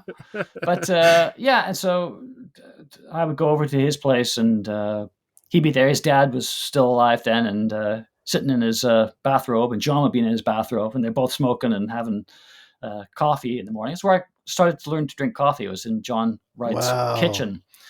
He'd say, "Oh, do you want a cup of coffee?" He'd say, "Well, I don't like coffee. Don't really have. I'll make you a good cup of coffee." John was great for that. John was like, "You ever had gin and tonic? I'll make you a gin and tonic." So, and that's great. So John would be there in the morning, and I'd just be over there, and we just do shit during the day. And this is all sort of pre No Means No, really. It's sort of Infamous Scientist time, actually. And high school. Yeah, and we'd also in the Infamous Scientists. I don't think that I said this in the book. At least I don't think so. We would work on songs together at the piano in where Rob and John recorded and practiced, and the Infamous Scientists practiced there for a little bit when John was in the band. It was sort of logical because his drums were set up there, but there was a piano there, like a upright piano, and John wrote his songs on. And we worked on Infamous Scientist songs there. Most that didn't go on further, and we just sit there, sort of Lennon and McCartney, sort of across each other, saying, "Oh, try this. Can you do this?" And John was always really accommodating. That's a great thing about writing with John. If you take, can you do it so that you just take that beat, only sort of flip it around? You mean like this? It was like, yeah, but like without the hi-hat. You mean like this? Say, yeah, I can do that. Oh my God. Yeah. And also when you play the piano, it's like, can you like sort of modulate to like a minor key here? It's like, it's kind of like this. No, like this. No, this. Yeah. Hang on, I'll figure out how to do it. Hang on. It's so easy. Wow. I could just sort of be like, But that's cool. Yeah, it was nice time. What Absolutely. A musician! Yeah, nice. What a musician! And so, for me, also those memories are which is the sort of foundation of my relationship with the band and the brothers as well. Of course, people talk about Wrong or 0+2 or even Small Parts, but what's most in my mind is like getting to know them in like 1981, 82, 83. Playing those first shows, they're not our best shows or maybe even our best songs, but that's what I really have in my head. And the few people who would come and see us. We played in Spokane for a total of 3 nights to a total of 18 people in Spokane, Washington. God, jeez. So we averaged 6 people a night. Wow. I'm sure they were very appreciative. Right. And you laid it down. We would play places where there was like, 20 people or something. And people would come up afterwards and go, "You guys are really good." What are you doing here? Tell your friends. Yeah. We played somewhere bring them next time. In what was it, North Carolina, I think we played this place. Just this hole in the wall, this bar. And I think the story is maybe a bit apocryphal now, but it was like, I don't know, like 15 people there, but 10 of them bought our You Kill Me EP. We didn't sell so many EPs per capita as we did at this show. It was like 2 out of every 3 people bought an EP, and we sat with everybody in this small town in North Carolina on a warm summer night outside, talking with everybody, and they were like, "Oh, I'll buy an EP. How much is this? Oh, that's a good deal." Oh, that's great. And yeah. That's great. Okay, a couple more things, and then we'll close the bag of mystery. Sounds good. Okay, so we're just going on. Okay, here we go. This is a good one. I'll choose one more after this. Okay. Red Devil, No Rest, Revenge, Colder, Sex Mad, Fuck Song. It was in the set for a little while. Wow. Against Our Will certainly was in the set at the beginning, like every set. Self-Pity and Mama. There you go. Wow. I'm thinking that, Rob's lost his voice by this point. Yeah, and he had lost it before You Kill Me. So it's really early on. Yeah. Yeah. Yeah, that was terrible. I mean, it wasn't like so dramatic when it happened, but it was like it was obviously something was wrong with his voice.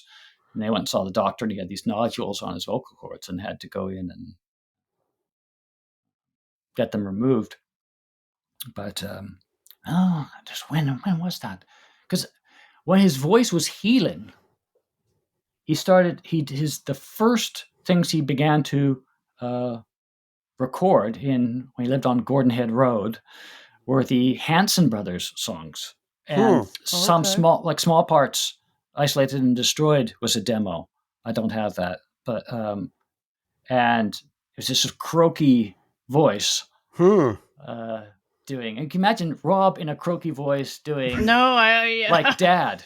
He did a video which is just a demo of him just on guitar singing "Dad" in this like, "I would know, I sing so loud."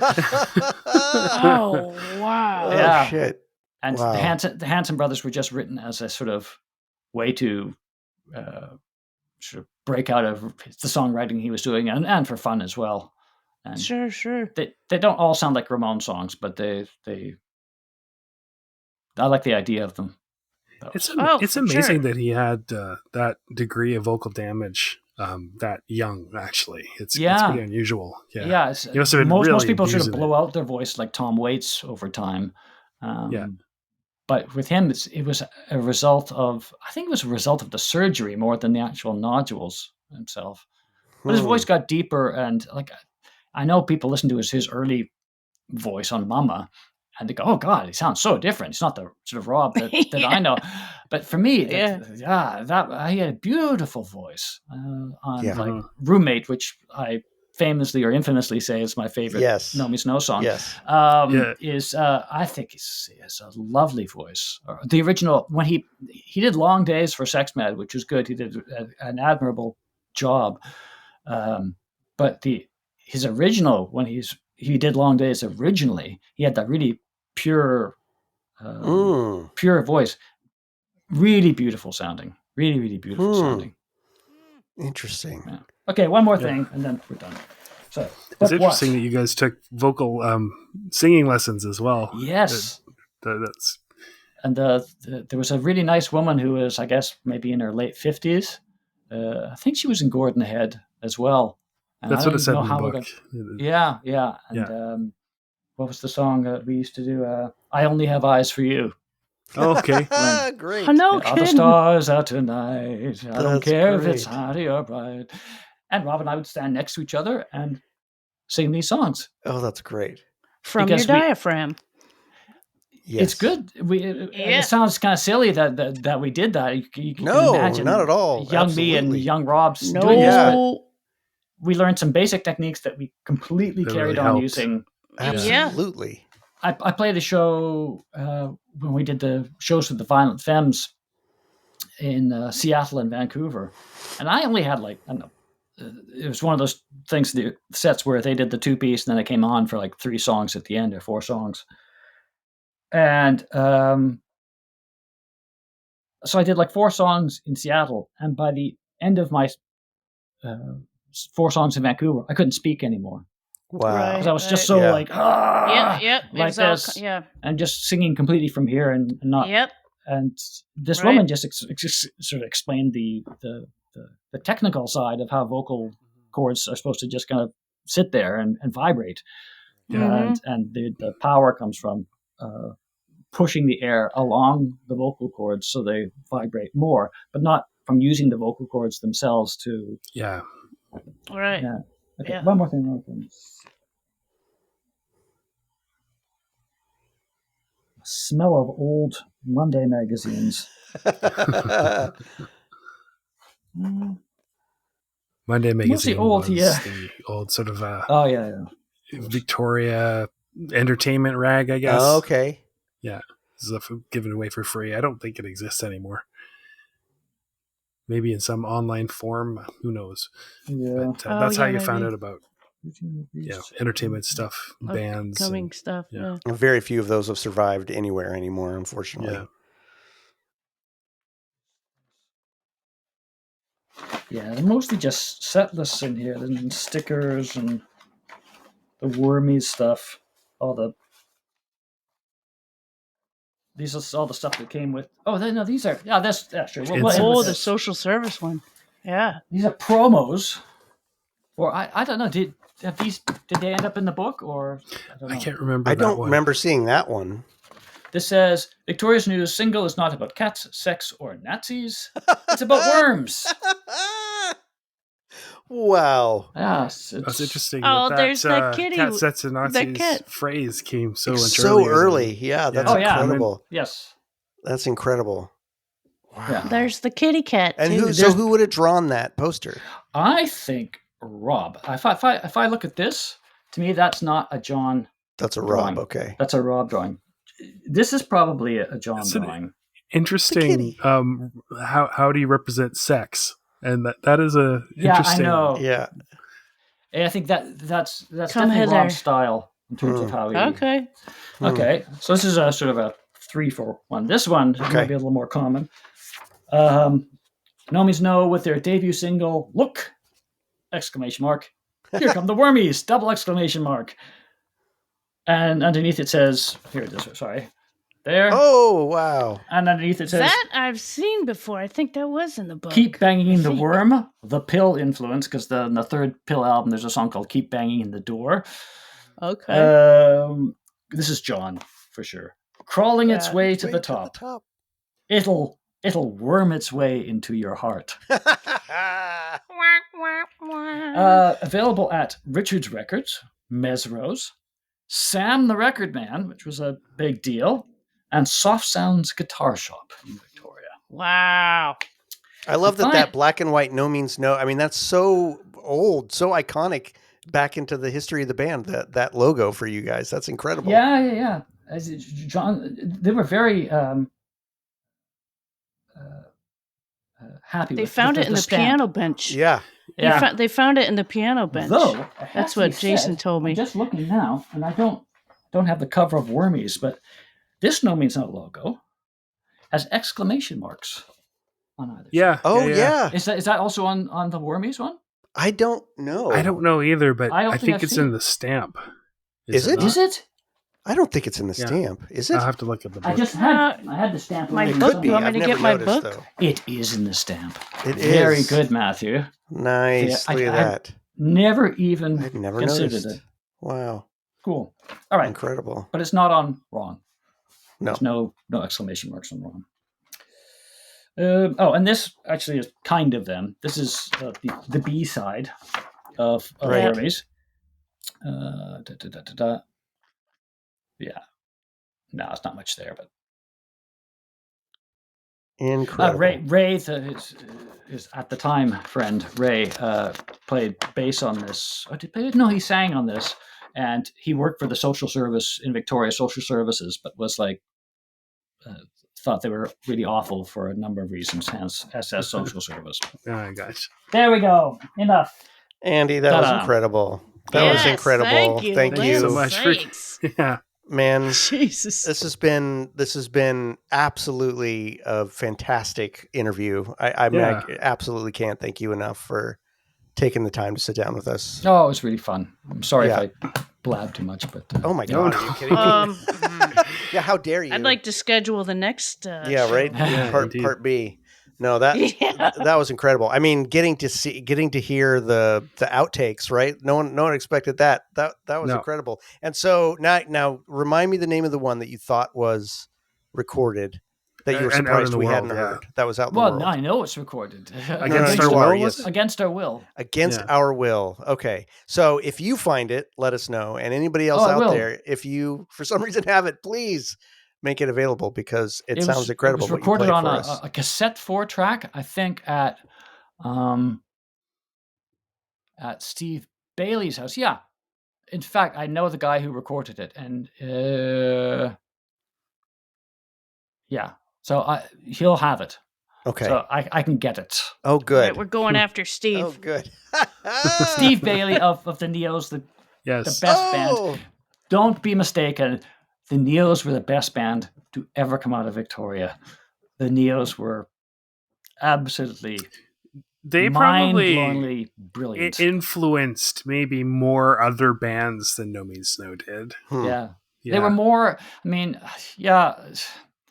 we were very different, and certainly Rob and John being a bass and drum duo was very different.